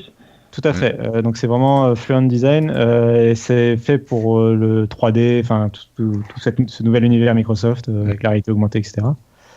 Mais il y a vraiment, enfin puis j'adore sur leur blog Medium là, j'adore toutes les images qu'ils ont qui sont des images d'artistes pour expliquer tout leur bordel, enfin leur philosophie pardon de design.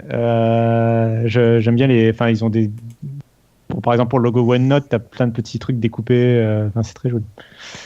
Je suis très très client de ça. Et je suis encore plus client de ce qu'on voit effectivement de ce que souligne Flobo, c'est-à-dire le menu démarrer qui bénéficie aussi de nouvelles icônes, notamment l'explorateur de fichiers, l'application photo, courrier, etc. Il y aurait de nouvelles icônes. Et voilà. Moi je suis très fan de ces icônes-là. Vous en avez quelques-unes ici, voilà, dans l'article. Et vous pouvez remarquer d'ailleurs ici que Skype en fait qu'à sa tête et c'est le seul qui a une lettre plus grosse que les autres. Et peut-être parce que Skype est le futur de tout ça. Je trouve que c'est vraiment Skype, PowerPoint et OneNote qui ressortent le plus dans les icônes qui sont un peu différentes des autres, je trouve. En particulier OneNote, en particulier OneDrive, pardon. Je disais OneDrive et Skype. Ouais. C'est pas ce que j'ai dit. Ouais. Je t'ai envoyé l'image du milieu démarrage parce qu'on peut voir le côté Windows également. Oui. Et pour parler à des employés de Microsoft de temps en temps, j'ai l'impression, apparemment, mettre dans la même pièce des gens de Office et des gens de Windows, c'est un peu un miracle. Hein. Ça a toujours été difficile. Et oui. Voilà. Donc, prions pour que ça mène quelque part et qu'on ait enfin une interface optimisée. Et j'espère que s'ils redesignent vraiment les icônes, ils vont vraiment redesigner tous les icônes et pas. Voilà, on en a fait 3. Ah mais non, bien sûr que ceux du gestionnaire du périphérique aussi et tout ça là. Oui, non, c'est ça. Pitié quoi. Ça c'est la suite quoi. Ce que j'ai trouvé intéressant, c'est qu'au-delà des icônes, si vous regardez l'image sur Windows, les tuiles sont arrondies maintenant. Vous avez vu ça? Oui. Sur l'image, remets l'image que Guillaume. C'est celle-là. Oui, pardon. Celle-ci que tu veux. Oui, mais elle n'est pas en live là. Mais pardon, excuse-moi. Je disais, c'est pas grave. Je l'avais pas envoyé complètement. Ouais, la tuile est arrondie sur les bords. Les coins sont légèrement arrondis. Oui. Et je trouve que ça rend pas mal. Et elles sont même plus proches les tuiles. Enfin, c'est agencé de façon différente. Alors malheureusement, gardons à l'esprit que c'est un mock-up et pas une vraie version du logiciel. Quoi. Oui, de toute façon, on a déjà eu des. En gros, ce sera moche la version finale. Oui, c'est certain. J'y crois pas du tout que ça sera comme ça, mais bon. Écoute, on peut espérer quand même que ça le fasse à peu près. Ce serait bien, en tout cas. C'est bizarre qu'il y a Spotify au milieu des apps Microsoft. Tu crois que Microsoft veut racheter Spotify? Ils ont un accord depuis Groove. Là, je suis flou. Ils ont un accord depuis Groove et à mon avis, ça montre bien qu'ils sont potes. Ouais, ils sont potes. Par contre, dernier truc, il y a pas dans les mock-ups, il n'y a pas le store. Il n'y a plus de store. Écoute, ils ont tué le store. Spencer... Non, mais Phil Spencer va s'en occuper. Juste qu'il n'y a plus le store. Derrière. Il n'y a plus Edge non plus, hein, parce que ce sera. Oui, il n'y a plus Edge. Non, mais attends, va pas trop vite. Déjà qu'il y a... Spoil. Allez, spoiler alerte. Allez, continuons. Notre camarade Florian en a parlé. Hop, et si je vous parlais... Alors, on va rester là dans un petit sujet qui devrait te plaire, Florian. Mince, je l'ai pas mis en direct. Tu devrais voir ici une question de double authentification. Est-ce que tu peux nous en parler de la double authentification avec les comptes Microsoft? Oui, alors... c'est rapide. Non, dernièrement, ce qui est arrivé. Oh, oui, d'accord, non. Ah oui, d'accord, oui. Oui, en fait, j'ai eu un petit pop-up il y a quelques jours que mon compte sur l'application Outlook 2019 lourde, le gros client Outlook, mon compte Microsoft était déconnecté. Et c'est assez chiant sur l'application Outlook lourde parce qu'il fallait toujours aller créer un mot de passe d'application sur le site du compte Microsoft et le copier dans l'app, puisqu'il ne fonctionnait pas avec la double authentification. Et donc, j'ai entré mon compte Microsoft et là, j'ai eu la surprise sur mon Microsoft Authentificator. Donc, pas sur un beau Lumia comme ça, malheureusement sur un Android tout moche, ça me l'a fait. Et il y a pire comme Android que ce que tu as. Non, donc j'ai eu ma notification et donc j'ai pu me connecter directement sans avoir à créer un mot de passe d'application. Et donc j'ai testé sur mes autres appareils, c'est pareil, il n'y a plus besoin de créer un mot de passe d'application. Alors ce que quelqu'un m'a dit sur Reddit, lorsque j'en ai parlé, c'est qu'apparemment c'était déjà disponible depuis 2013, mais qu'il fallait aller l'activer à la main quelque part, dans les options je sais pas où, et que Microsoft l'a juste mis activé par défaut maintenant. Bon après je sais pas, j'ai pas été chercher plus dans les détails, mais c'est ce qu'une personne m'a dit. Bon. D'accord. Bon, L'important, ça reste quand même que maintenant ce soit fonctionnel et qu'on puisse se loguer beaucoup plus facilement. Ouais. Ok, allez, on va continuer cette fois-ci. Je pense que c'est toujours toi, Florian, qui va apprécier en parler. C'est Skype Insider Preview, donc d'autres nouveautés qui arrivent. Oui, bon, c'est comme ça change pas. C'est Skype. Tu suis pas l'ordre de ton document là, tu me perds. Bon. Mais si, je suis l'ordre du document. Oh non, je l'aurais oublié. Peter. J'ai oublié. Ah, Peter, il doit être après Peter. Ah, bah alors Peter, allez, le voilà, Peter, allez. Non, bon, de toute façon, tout ça, c'est allez. Skype. Donc Skype continue d'évoluer. D'ailleurs, Skype a beaucoup évolué en un an depuis que Peter Skillman est arrivé et a sauvé l'équipe. On ne sait pas ce qu'il leur a fait. Il les a tous virés, tous remplacés, tous motivés, ensorcelés. Je sais pas. C'est vrai qu'on pourrait croire que tu trolls, mais c'est vrai qu'en un an, on a quand même eu de grosses améliorations sur Tout sur n'est Skype. pas parfait, mais ça va dans le bon sens, ce qui est la première fois depuis le rachat de Skype, ce qui est quand même assez extraordinaire. C'est clair. Et donc, Peter Skillman, de travail accompli, a annoncé que maintenant, il quittait l'équipe Skype pour travailler à 100% avec Outlook. Bon. Donc, il nous a dit que c'était pas grave, que la communication ne sera pas perdue et qu'on sera maintenant entre de bonnes mains. Et nous a donné donc l'handle Twitter de son remplaçant, dont j'ai oublié le nom. C'est une personne qui a tweeté pour la dernière fois en 2012 et qui n'a jamais répondu à personne. Donc voilà. Ok. Bah écoute, il est peut-être très bon dans ce qu'il fait, mais il est pas bon en communication. Je sens que ça va. Moi j'ai bien peur que l'équipe Skype redevienne le mur où quand t'as un bug, tu peux le reporter à personne. Parce que honnêtement, depuis un an, à chaque fois que j'ai eu un souci, je l'ai remonté à Peter Skillman et ça a été résolu. À chaque fois quasi. Ouais. Et c'est incroyable. Pour moi, c'est incroyable parce que Skype avant, je leur envoyais des rapports de bugs tous les 3 jours et ils s'en venaient rien à foutre. Et j'ai peur qu'on revienne à ça. Mais bon, on verra. On verra bien. En tout cas, oui, je sais pas si c'est le héros qu'on. C'est quoi l'expression avec le héros qu'on mérite Enfin bref. Non, mais oui, il a fait de très bon boulot, le Peter Skillman, je trouve. Ouais. Et d'ailleurs, juste. Oui, je sais pas si je crois qu'on l'a pas mentionné, on l'a pas dans le doc de l'émission parce que ça vient d'être annoncé.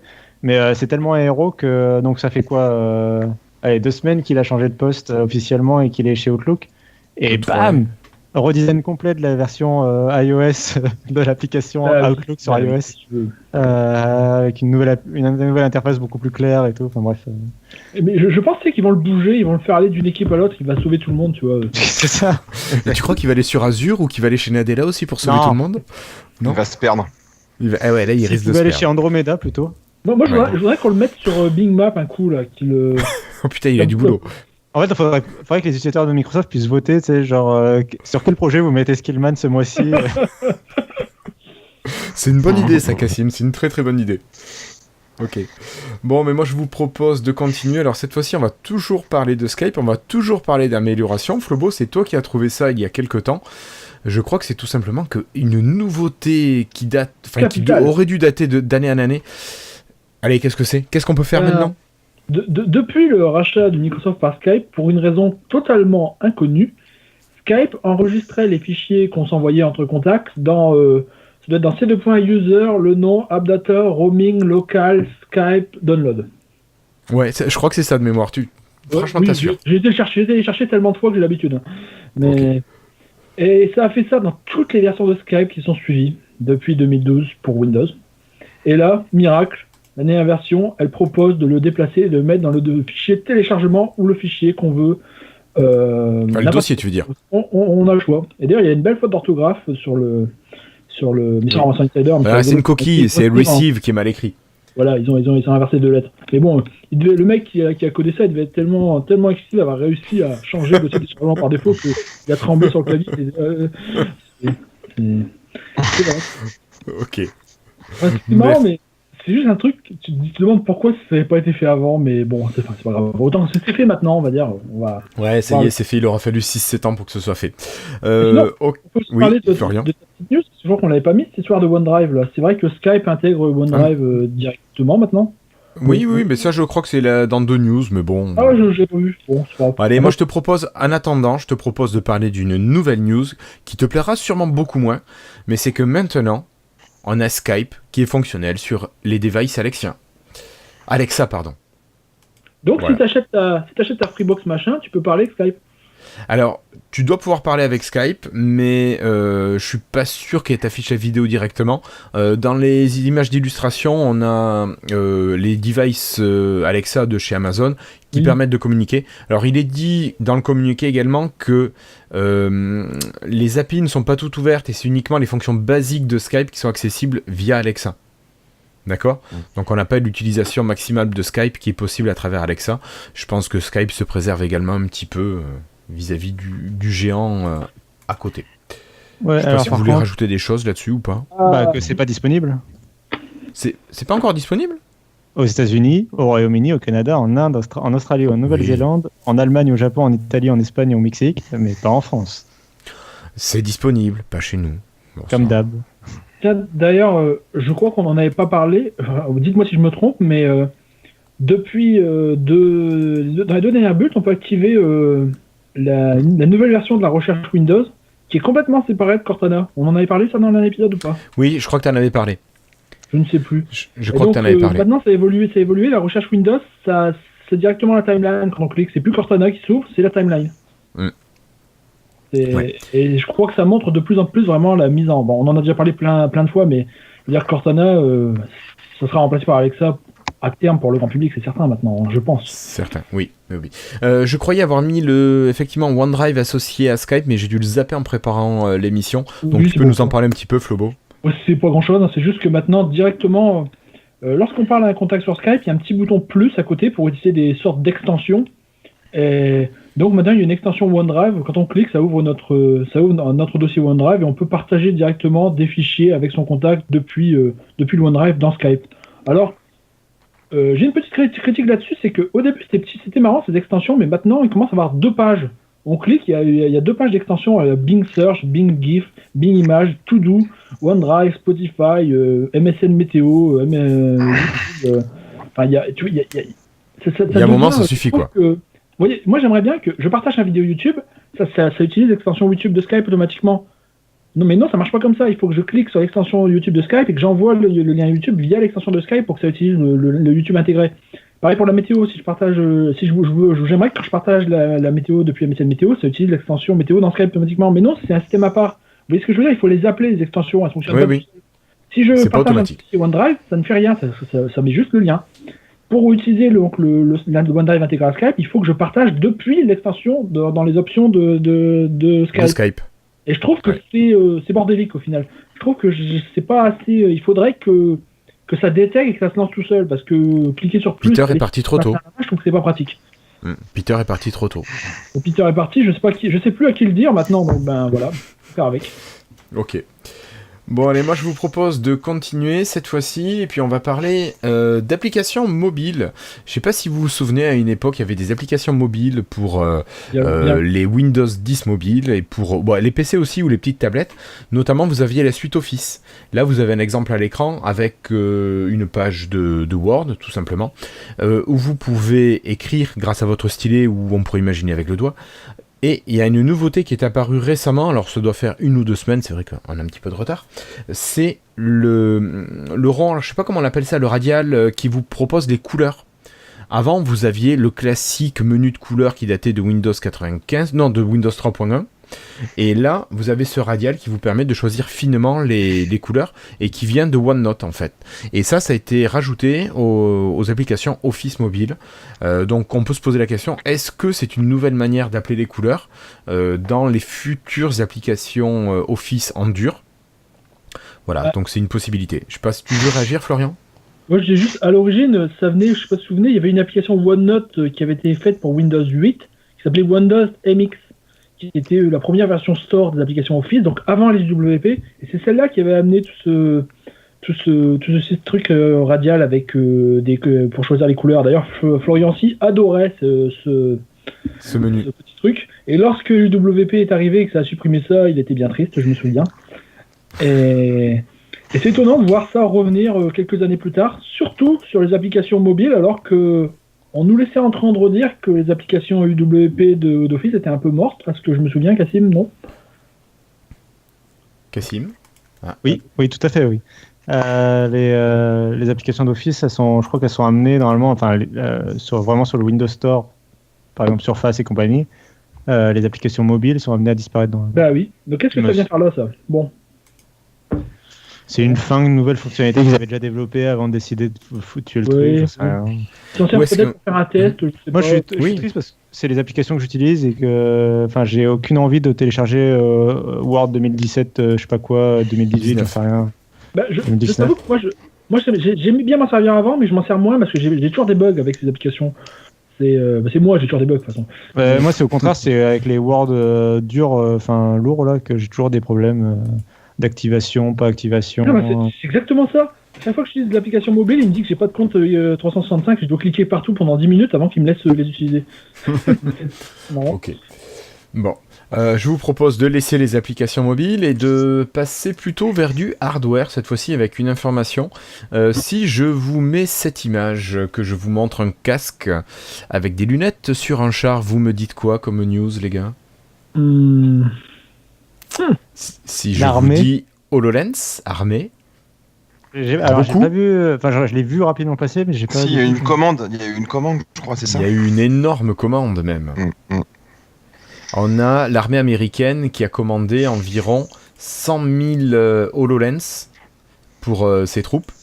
Et alors, l'image que vous avez, c'est pas des images tirées de cette commande-là, c'est une autre commande. Mais voilà, donc l'armée américaine a commandé ces 100 000 pièces. Je crois que c'est 2500 à 3000 pièces qui doivent arriver d'ici 1 à 2 ans.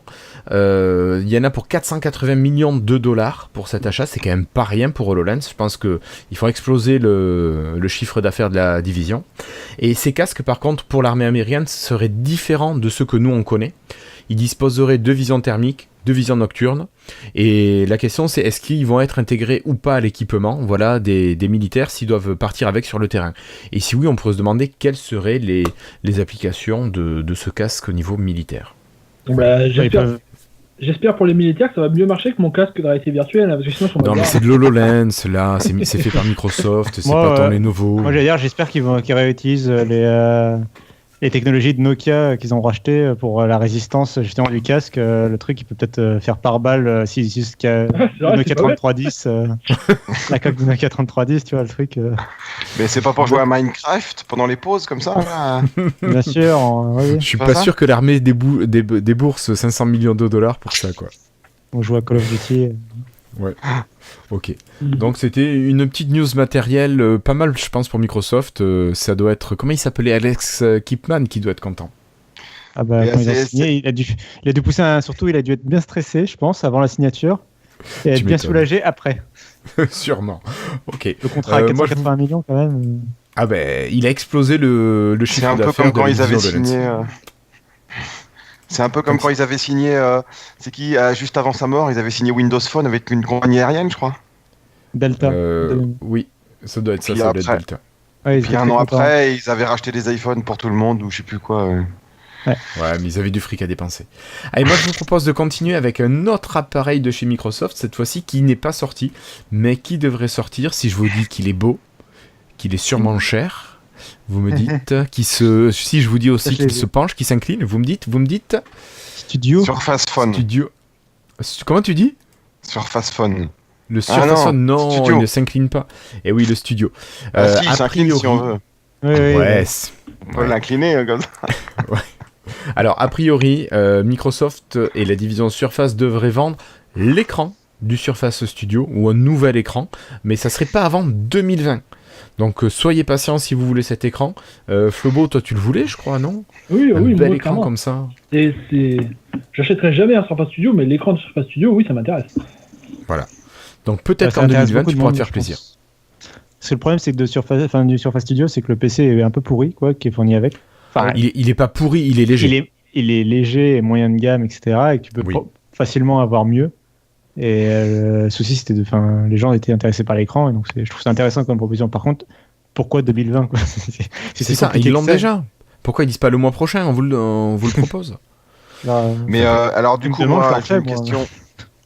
Oui, David. Du coup, j'ai une question bête, moi. Si on achète que l'écran, est-ce qu'on peut, avec son propre PC, refaire toutes les fonctionnalités qu'ils avaient présentées avec le Surface Studio, ou c'est pas possible? C'est juste pour lire les. C'est le but, normalement. Voilà. C'est trop tôt. Après, ça va être compliqué. Enfin, c'est un peu tôt pour le dire parce que en fait, le gros souci, en gros, ça va être l'écran, c'est facile.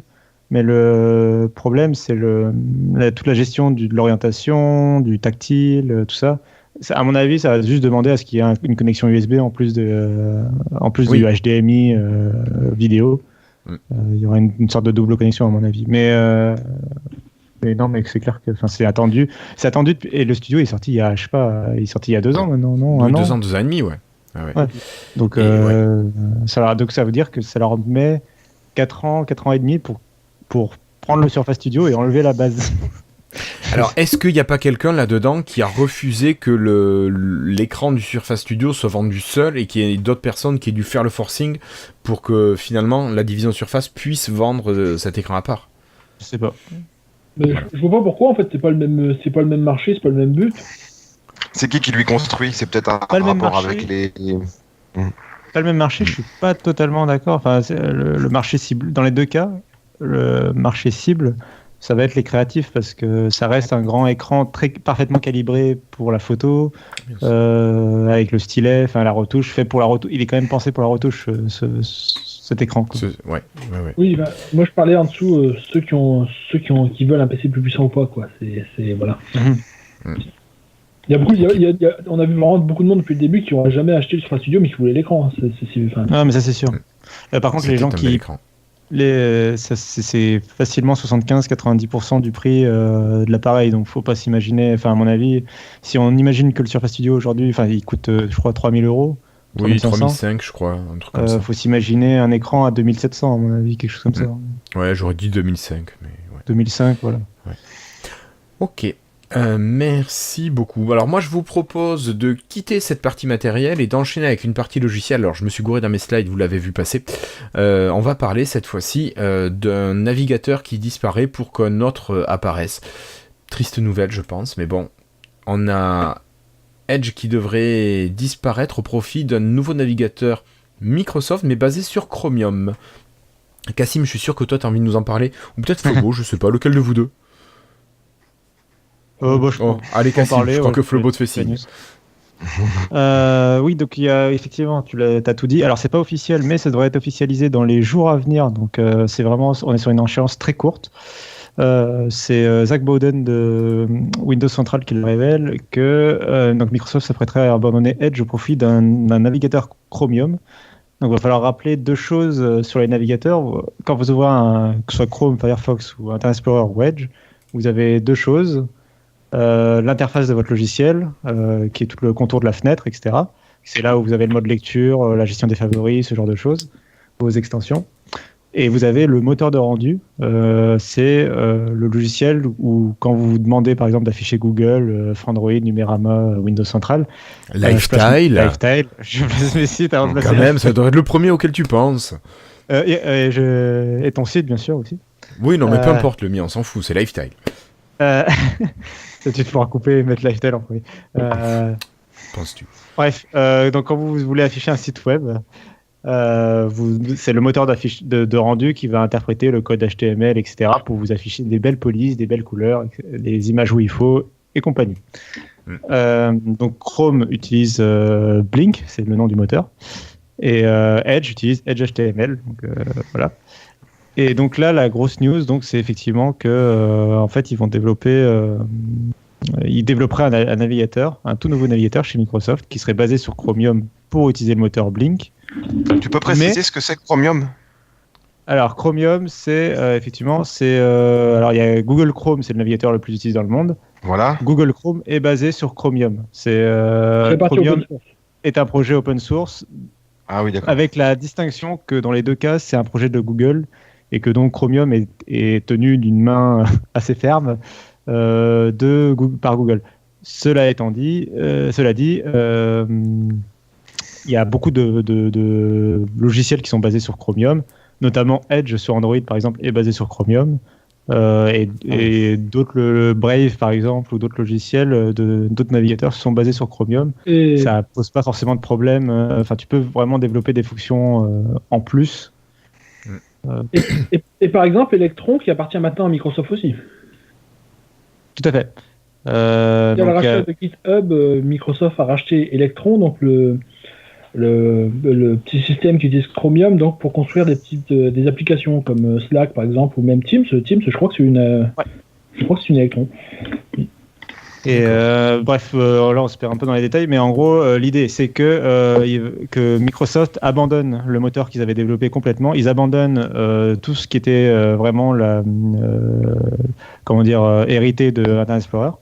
Ils abandonnent tout ça et en fait ils s'avouent un peu vacus sur le marché des navigateurs et en fait ils vont utiliser le travail de Google avec Chrome en modifiant le code source pour faire un logiciel Microsoft qui n'utilisera pas, par exemple, qui n'enverra pas de données à Google pour proposer des fonctions qui leur sont propres. J'imagine des trucs d'annotation, le mode lecture, enfin les fonctions de Edge qu'on connaît aujourd'hui, qui seront à mon avis reproposées avec ce navigateur-là. Voilà, je sais pas trop quoi. Le nom du navigateur, alors ça sera quoi? On sait pas encore. C'est pas encore officiel. Ça pourrait être Edge, ça pourrait aussi être un nouveau nom. Je serais tenté de dire que, moi je trouverais ça plus intelligent de lui donner un nouveau nom, mais avec un E ou pas? Qu'est-ce que tu disais, Florian? Avec un E ou pas? Non, on va l'enlever ça aussi. Par contre, moi j'aurais une suggestion. Peut-être qu'il pourrait finaliser le logiciel avant de le proposer au grand public. Juste comme ça. Si Chromium, il n'y aura pas grand chose à faire, c'est au moins. C'est ça, le gros avantage, c'est ça, c'est que là ils peuvent se permettre de rajouter toutes les extensions compatibles Chrome d'un coup deviendraient compatibles. Enfin, c'est. Ouais. Là, mais que déjà, si modifie le code source qui rajoute des fonctionnalités, déjà que ces fonctionnalités fonctionnent. Ça pourrait être pas mal parce qu'on a connu Edge au départ qui était loin d'être parfait. Même aujourd'hui, il reste. Donc, globalement, je me plains pas. C'est ce que j'utilise encore à plus de 80%. Mais bon. En tout cas, moi, quand j'ai lu cette news, je me dis dommage pour le marché des navigateurs parce que on est vraiment en train de se diriger vers un IE6 bis.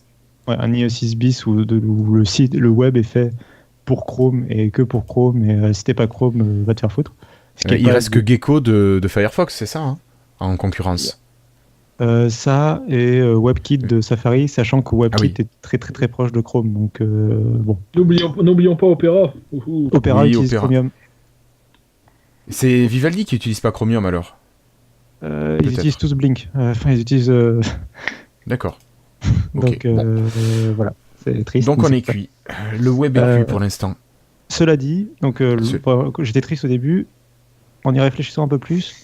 Si, comme tu dis, il finalise le logiciel, je pense que ça peut être une très bonne idée de la part de Microsoft, parce que ça veut dire qu'avec les futures installations de Windows 10, tu peux enfin te passer pour plein de monde de l'installation de Chrome, de Chromium, et tu coupes l'herbe sous le pied de Google. Ça peut se répandre comme une traînée de poudre sur les sites spécialisés, etc., et même de bouche avec le bouche à oreille. De dire le nouveau navigateur de Microsoft, t'inquiète, c'est comme Chrome, t'as plus besoin de le télécharger, c'est la même chose derrière, t'embête pas, etc. Ouais. Mais il y a le souci des services Google quand même. Il y a les services de Google, c'est vrai. Et les extensions, il y aura lesquelles extensions? Tout. On sait pas, mais a priori, ils ont pas. Si c'est limité, c'est de la faute de Microsoft, c'est-à-dire que c'est éditorial, quoi. Parce que les extensions seront techniquement possibles comme dans Chrome. Ouais. C'est ça. Techniquement, ce serait compatible. C'est Microsoft qui peut choisir de dire. Il serait bête parce que ça veut dire qu'ils apprennent pas de leur erreur. Mais ça. On parle de Microsoft. Oui. Alors moi, je vous propose de continuer. Le temps passe. Je vous propose de laisser le navigateur et de passer sur le système d'exploitation cette fois-ci et de parler pas d'un nouveau Windows, mais de Windows Core OS. Alors, Florian, Cassim, Windows Core OS, qu'est-ce que c'est? Alors, vas-y, Florian, explique-nous. C'est pas simple. Bon, en fait, c'est ce qu'ils essayent de faire depuis bien longtemps. C'est Windows RT, en fait. Non Pardon? C'est Windows RT. Enfin, Windows 10S, non? Enfin, Windows. Ça fait bien longtemps que Microsoft tente de créer un Windows où il se débarrasse de tous les vieux trucs pour faire un système moderne qui fonctionnerait avec des applications modernes, qui serait sécurisé, pas lourd. Et pour l'instant, ça n'a jamais été un grand succès. Il y a eu Windows RT, il y a eu ils ont tenté Windows 10S, qui est finalement passé d'un système complet à un mode d'ici de l'autre système. Il y a eu cette histoire de Windows Cloud à un moment, je ne sais même plus ce que ça a donné, ça. Je sais pas, on n'en parle plus. Bon. C'était Windows 10S Cloud. En fait. Ah oui, c'était ça aussi. Il y a eu. Et donc, Bon, Microsoft lâche pas l'affaire. Ils veulent toujours à terme faire un Windows qui sera vraiment avec seulement le minimum du minimum. Mais apparemment, ils s'ouvrent un peu plus. À l'origine, ça devait être seulement avec du WP. Là, ce que j'ai lu, maintenant, ils seraient prêts à intégrer également les applications Win32 dedans, c'est ça? Il me semble, oui. C'est ça qui est pas très clair encore. Dans ce cas-là, il est pas très light. Dans ce cas-là, c'est bizarre. C'est ça. Non, moi j'ai cru comprendre plutôt que ce serait, il intégrerait que, au contraire, il intégrerait que les UWP et les applications web PWA, truc muche. Mais t'as vu l'article de Marie-Jo Follet qui disait que justement que d'après ses sources, ils ont changé d'objectif et maintenant ils ont décidé de permettre d'exécuter les applications Win32. Non, du coup, je me suis basé que sur celui de Brad Sams, le Windows Lite. Apparemment, même eux, ils savent pas trop ce qu'ils veulent faire avec. Ça serait pas la première fois que Microsoft nous fait ça avec des versions un peu allégées de Windows. Mais le souci, de toute façon, il reste le même. Mais en fait, Microsoft, ils sont dans une impasse. Il n'y a pas 46 000. Les pauvres, c'est pas de leur. Là, pour le coup, c'est pas vraiment. Ils n'ont pas vraiment la main dessus, quoi. Il n'y a pas de secret, quoi. C'est les gens, quand ils utilisent Windows, ils veulent Photoshop, ils veulent Office, ils veulent Steam, ils veulent Chrome, ils veulent iTunes et compagnie. Aujourd'hui, ils veulent pas ça. Ça reste l'application la plus téléchargée sur Windows. Avec quoi, Chrome. iTunes? Ouais. Elle est dans le top 3 ou 5 des applications les plus téléchargées sur Windows. Fichtre, je croyais pas. Me demande pas pourquoi. Chez les PC de tout le monde. Me demande pas pourquoi. Non, mais bref, toujours est-il que, en gros, les gens, quand ils installent un truc sous Windows, enfin, quand ils ont Windows, ils ont l'expectation, l'attente d'avoir tous les logiciels .exe compatibles. En Win32, quoi. Bon. En Win32. Si ça marche pas, c'est de la merde. C'est ce qui s'est passé à Windows RT, c'est Windows S et compagnie. Ils en veulent pas. Et le souci, c'est que Microsoft n'a pas de technologie miracle pour proposer un OS léger. Il faut que Microsoft arrive à se débarrasser de tous ces .exe, justement, ce Win32, tout ce qui fait la compatibilité de Steam et compagnie. Et donc, ils sont dans une impasse, quoi. Il n'y a pas de solution miracle, quoi. Et je vois pas trop ce que Microsoft pourrait faire, en fait, en vrai. On va suivre ça et puis on en reparlera quand ce sera là. Ouais, t'y crois encore? Bon, allez. Andromeda règle pas le problème, tu vois. Non. Allez, moi je vous propose de laisser ce Windows Core de côté et de parler de quelque chose qui est devenu open source depuis 2 jours, je crois. Ce sont les 3 principaux frameworks de Windows. Alors, je n'ai pas les noms en tête. Ce sont Windows Forms, WPF et je sais plus quoi. Et Windows UI XAML Library. Voilà. Et donc ils sont disponibles sur GitHub. Donc si vous voulez aller regarder tout ça, vous pouvez aller les récupérer sur GitHub. Windows Forms, de mémoire, ça devait être la façon dont on concevait des applications Windows à l'époque de Windows XP et avant. WPF, c'était la façon dont on faisait sur Windows Vista et 7 des applications modernes. Yep. Et donc tout ça, Microsoft l'avait un peu laissé en veille. Avec Windows 8, ils avaient changé un peu d'optique avec les applications d'abord Metro, puis les UWP qui sont en fait la suite de Metro. Et ils avaient abandonné leur ancien type d'application. Et l'idée maintenant, c'est que si les gens veulent, la communauté peut faire évoluer ces anciens trucs qui vont plus rester morts dans l'état qu'ils étaient abandonnés depuis une dizaine d'années. Et donc, Christophe serait là et nous dirait que maintenant Microsoft utilise la communauté pour faire son boulot à sa place. Ça veut aussi pas là, donc on le dira pas. Ça veut aussi dire que si tu as besoin, tu peux faire un portage parfait sur Linux, par exemple. Oui, tu pourrais porter de l'EPF sur Windows, oui. Bon. Par exemple, non mais. Pourquoi je suis pas sûr qu'il y aurait beaucoup de gens au monde qui va être intéressés, mais oui, mais en tout cas, ça va. La news de la NASA est en dessous. Oui, bon, on y arrive. Ok, d'accord. Je trouve ça intéressant pour l'historique l'archivage des logiciels, en fait. Ça veut dire que dans une version future d'un Windows, d'un Chrome, d'un je sais pas trop quoi, si un logiciel est perdu parce que Microsoft ou Google ne développent plus pour faire en sorte que l'OS soit compatible avec le logiciel, vu que le framework est open source, on pourrait rajouter cette compatibilité à l'OS, tu vois, enfin. D'accord. Je sais pas si vous vous souvenez, il y a quelques années, ils avaient dit que c'était pas impensable qu'à terme Windows devienne entièrement open source, mais que c'était juste que c'est trop complexe à faire pour l'instant. Finalement, est-ce que ce serait pas le premier pas vers ça un jour, en allant morceau par morceau? Peut-être pas. Ouais. Je pense pas. Bon, on va continuer à parler développeurs. Moi, je vous propose tout simplement en annonçant une sortie, je crois que c'était hier ou avant-hier, je crois qu'ils ont fait en même temps là, cette annonce de 3 frameworks open source. C'est la sortie de Visual Studio 2019. Donc, amis développeurs, mettez à jour votre outil peut-être préféré de développement, Visual Studio 2019. Donc, on demandera à Christophe au prochain épisode ce qu'il en a pensé de cette nouvelle mouture. Je sais pas si vous avez autre chose à rajouter là-dessus. Je pense il faut 2019 Go pour l'installer. Non. Il faut surtout une bonne connexion pour télécharger les 15 000 dépendances encore qui vont devoir se rajouter. Mais bon, il y avait peut-être la version, comment elle s'appelait, Visual Basic, la toute petite, là, celle que n'importe qui pouvait avoir gratuitement. Enfin bref, elle y est peut-être encore. Allez, on continue cette fois-ci, puis on s'envoie en l'air, mais c'est pas s'envoyer en l'air pour tout le monde. Florian, tu voulais en parler, il me semble. Oui, oui. Allez, on part avec la NASA dans l'espace. C'est que sur l'ISS, donc sur la Station Spatiale Internationale, les PC qui utilisaient jusqu'ici Windows sont remplacés par des machines sous Linux. Alors l'idée, c'est que ils veulent modifier l'OS pour que ce soit plus adapté à ce qu'ils font. Et Linux, évidemment, c'est libre, on peut en faire ce qu'on veut, et vous savez que Windows, on peut pas. Et c'est pour ça que je mettais ça en lien avec la news précédente, parce que justement, peut-être que si Microsoft ouvrait un peu plus Windows, ce genre de choses n'arriverait pas, ils perdraient pas ce genre de clients. De marché, de clients, ouais. Ah oui. Donc bon, oui, toi t'avais ajouté, donc la NASA utilisait déjà Linux depuis un certain temps, notamment sur Curiosity et son explorateur sur Mars. Voilà. Curiosity. Alors après, on pouvait se demander aussi. Balade tout triste sur Mars. Voilà, c'est ça, le petit robot tout ça. Ouais. Mais on pouvait se demander si c'était pas juste le temps de changer les logiciels, de faire des versions Linux, tout simplement des logiciels qui n'avaient peut-être que sur Windows. C'est peut-être ça le temps qu'il leur a fallu pour changer les ordinateurs de l'ISS. Mais Cassim ? Je disais que Curiosity était un peu en partie français de mémoire. Je sais plus quel élément est développé en France. À Toulouse, Airbus, tout ça. D'accord. Ok. Je ne savais pas. Je faisais référence aux excellents. Vous connaissez, je pense, Commit Strip. Oui, bien sûr.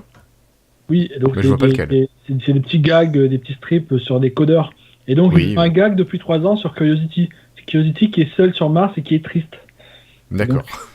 Donc, ça fait 3 ans que régulièrement ils font une petite planche. Meanwhile on Mars, Curiosity, on le voit, il espère rentrer chez lui un jour, mais malheureusement, c'est pas pour tout de suite. Ça ne fonctionne pas. Ok.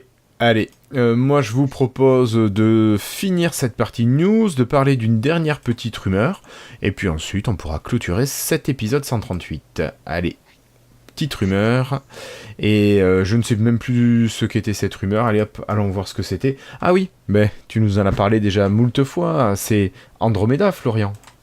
Apparemment. Non, c'est pas Andromeda justement, c'est pas ça l'idée.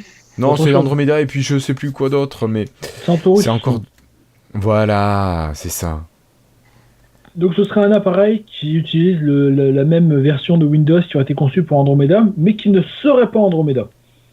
Et donc il serait plus gros que l'Andromeda. Donc on sait pas trop ce que c'est ce truc-là. Je crois pas. J'ai vu passer des rendus, mais je sais pas si c'était officiel ou juste des délires de personnes. Cassim, t'as dû regarder un peu en détail. Ouais, souvent il y a des concepts. Enfin, comment on appelle ça? J'ai vu le concept passer sur Twitter, mais honnêtement, ça m'intéresse déjà pas franchement pas énormément. Donc j'ai pas regardé en détail à quoi ça correspondait. Concernant quoi? Pardon, j'ai pas... Je demandais, Andromeda. Des rendus d'appareils avec 2 écrans qui ressemblaient un peu au courrier qui passaient sur Twitter. Je sais pas si ça avait quelconque valeur réelle ou c'était des délires de gens qui voulaient que ça ressemble à soi. Non, alors pour l'instant, on n'a jamais eu aucune fuite concrète de design de Andromeda. En revanche, tout ce qui était concept 3D fait par des fans, effectivement, était quand même basé sur les brevets et les dessins de Microsoft. Donc il y avait une base, si tu veux, quand même, qui était là. C'était pas complètement délirant, mais c'était effectivement une représentation en 3D des brevets de Microsoft qui sont des dessins noir et blanc papier. C'est pas du tout une fuite du vrai appareil développé à Microsoft, quoi. Ok, ça marche. Bon, mais messieurs, Ouais. je pense qu'on a à peu près fait le tour. Oui, je fais une magnifique mise en abîme, tiens, d'ailleurs. Hop. Mais vous l'attendez Vous l'attendez, vous, Andromeda? en tant qu'ancien fan de Windows Phone, vous l'attendez, sur sait même pas Fast ce Phone, qu'on Andromeda, on sait pas trop On sait pas ce qu'on Non. attend, c'est difficile. Oui, Moi, ce que j'attends le plus, c'est les nouveautés Xbox, la prochaine Xbox, le cloud gaming, ce genre de choses. Je trouve ça plus passionnant. On n'a pas parlé de la Xbox qui a grand plus de CD, qui a plus de... Ah, la nouvelle Xbox One X, oui, la nouvelle version qui existe et qui sera proposée en 2019, oui. Effectivement, je l'ai ratée, celle-ci. Ouais, vas-y, parle-en un petit peu, David, avant de le clôturer. Oh, c'est une rumeur encore, non? C'est sûr? Non, c'est une annonce. Non, c'est une rumeur. C'est- Mais ah bon c'est une rumeur très très fiable. D'accord. Ouais. Ouais, voilà, c'est quasiment sûr que la Xbox, ça Oui. sera à 200 €, ou 200 $, et qu'elle aura plus le manche-disque. Quoi. C'est ça. Mm. C'est con pour les moi, gens je qui trouve- s'en servent en lecteur de Blu-ray, quoi. Ouais, moi, tu vois, je pense que ça m'intéresserait parce que j'achète pas beaucoup de jeux. Et enfin, quoi qu'au bout de 2 jeux, c'est remboursé, remarque la différence. Mais bon, ouais, c'est à voir. C'est là, c'est vraiment moi ce que je trouve intéressant dans cette rumeur, c'est clairement c'est une console de fin de génération. En fait, c'est vraiment le modèle slim pour baisser les prix au maximum. Oui. Et à mon avis, elle va très rapidement tomber dans les 150-99 € en promo. Tu penses la X? Non, c'est pas une One X, hein, c'est une One S sans Blu-ray. Hein. Ah bon, je crois que c'était la X sans Blu-ray. Non, c'est un modèle fait pour baisser le prix au maximum. D'accord. C'est vraiment un modèle de fin de génération, comme Ok. Nintendo ou Sony peuvent aussi en faire des fois, pour vraiment... Ça me choque beaucoup moins, alors, dit comme ça. Et du coup, elle va vraiment être commercialisée, et c'est fait pour être écoulé, voilà. Et ce que je trouve par contre intéressant, c'est qu'on est dans une génération un peu particulière, et que je vois pas de raison pour laquelle elle serait pas compatible dans quelques années avec le cloud gaming, en fait. Et que du coup... Oui. Tu achètes cette console. C'est un peu objectif. C'est un peu l'objectif, ça, et puis objectif Game Pass, et puis objectif C'est ça. t'as plus rien en dur, quoi. Oui, clairement, c'est aller complètement tourné vers Netflix, Game Pass et compagnie, quoi. Ouais, mais t'as pas tout sur Netflix après. Bah, il y en a... Ouais, mais les Blu-ray, plus personne. Non, J'ai c'est pas vrai. des Blu-ray, je suis fan. Les gens s'offrent des Blu-ray, mais il faut admettre que les gens regardent de moins en moins de Blu-ray, quoi. J'ai jamais acheté un Blu-ray, moi. Voilà, J'en tu ai vois. jamais tant acheté que maintenant. Ah ouais? mais... Alors, Ouais, on je achète. suis en décalage. Non, mais tu en Ça achètes. dépend, ouais. Est-ce que t'en Oui. regardes? Bah oui, ceux que j'achète. Non, mais il y a plein de gens qui achètent des CD et des Blu-ray qui les regardent pas. Hein. Alors, mes CD, d'accord, je les achète, je les rip, je les mets sur mon ordi, et souvent, je vais les écouter que quand j'écoute la musique sur la chaîne IFI. Les Blu-ray, je vais les lire sur la console. Je suis bien, je suis au salon, tranquille, l'écran est plus grand que sur l'ordi, et voilà. Puis mon lecteur de Blu-ray est mort sur le PC aussi, donc ça explique cela. Ouais. Et voilà. Bon, moi je regarde encore des Blu-ray. Hein. Non, mais enfin, je veux pas On être est deux le au moins, hater. merci Florian. Je veux Avec pas moi, être- alors. C'est quand même une différence de qualité par rapport au streaming. Ah oui, Même oui, aujourd'hui. elle est évidente, non mais c'est sûr, mais elle est pas suffisante, je pense, pour la 90% de la population qui est très content d'être devant Netflix et d'avoir cliqué sur un bouton et hop, t'as le film qui Ouais, déclenche. donc Free en SD va gagner. Mince, on est fichu. Putain, Le on a tout truc perdu. le truc qui me manquera, moi, c'est de ramener le jeu que j'ai fini dans un magasin d'échange. Alors ça c'est intéressant que tu le mentionnes. Dans la rumeur, il y a le fait notamment que si tu le truc serait pensé pour les gens qui ont déjà eu une Xbox et donc ils ont déjà des jeux en physique potentiellement. Ah oui. J'ai Euh, tout Dans ça. un code, ouais. Et voilà, tu aurais la possibilité d'aller en magasin. Alors peut-être que ce sera limité qu'aux États-Unis, mais tu auras la possibilité d'aller en magasin et d'échanger ton disque contre un code de téléchargement. D'accord. Ils Ce vont qui- être contents, qui les serait- magasins. Ça serait vachement bien, ça. Oui, ça, c'est sûr que c'est la console que Micromania va détester, hein, parce que c'est la console qui la Bah, court-circuite. Moi je vais faire la vieux jeu, mais jamais j'échangerai un disque contre un code. Hein. Jamais. Alors, Attends, regarde un code qui attend Christophe. contre Microsoft, les mecs, t'imagines un jour tu fous un truc qu'ils aiment pas sur OneDrive, allez dégage, plus de OneDrive, plus de jeu, plus rien, plus zéro. Ouais. D'un autre côté, t'as ton lecteur média qui est mort, tu peux plus jouer à aucun jeu parce que t'es obligé d'avoir la vérification sur le disque. De toute façon, je joue pas sur Xbox, donc bon. Oui, mais alors pourquoi t'as une Xbox? Parce qu'elle t'est offerte avec ta J'ai un PC, SP4. moi. Oui, mais moi aussi j'ai un PC, mais j'aime bien ma console pour certaines choses aussi. Oui, moi je m'en sers pour jouer à la Switch. En fait, je branche ma Switch sur l'entrée HDMI Et je lance l'application Xbox. Allez. Sur mon PC. Allez, on va arrêter, Florian, on va arrêter, là, on va finir par dire des choses désagréables. Ok. Bon, écoutez, je crois qu'on a fini cet épisode 138. Vous avez des choses à rajouter, Florian, Cassim, David? Peut-être, non. Donc, merci de nous avoir suivis pour cet épisode 138. Si vous regardez cet épisode en vidéo, n'hésitez pas à mettre un pouce bleu. Donc, le pouce bleu, ça se passe en bas. Si vous êtes aussi sur YouTube, n'hésitez pas à vous abonner si ce n'est pas déjà fait. Ça nous fera toujours plaisir.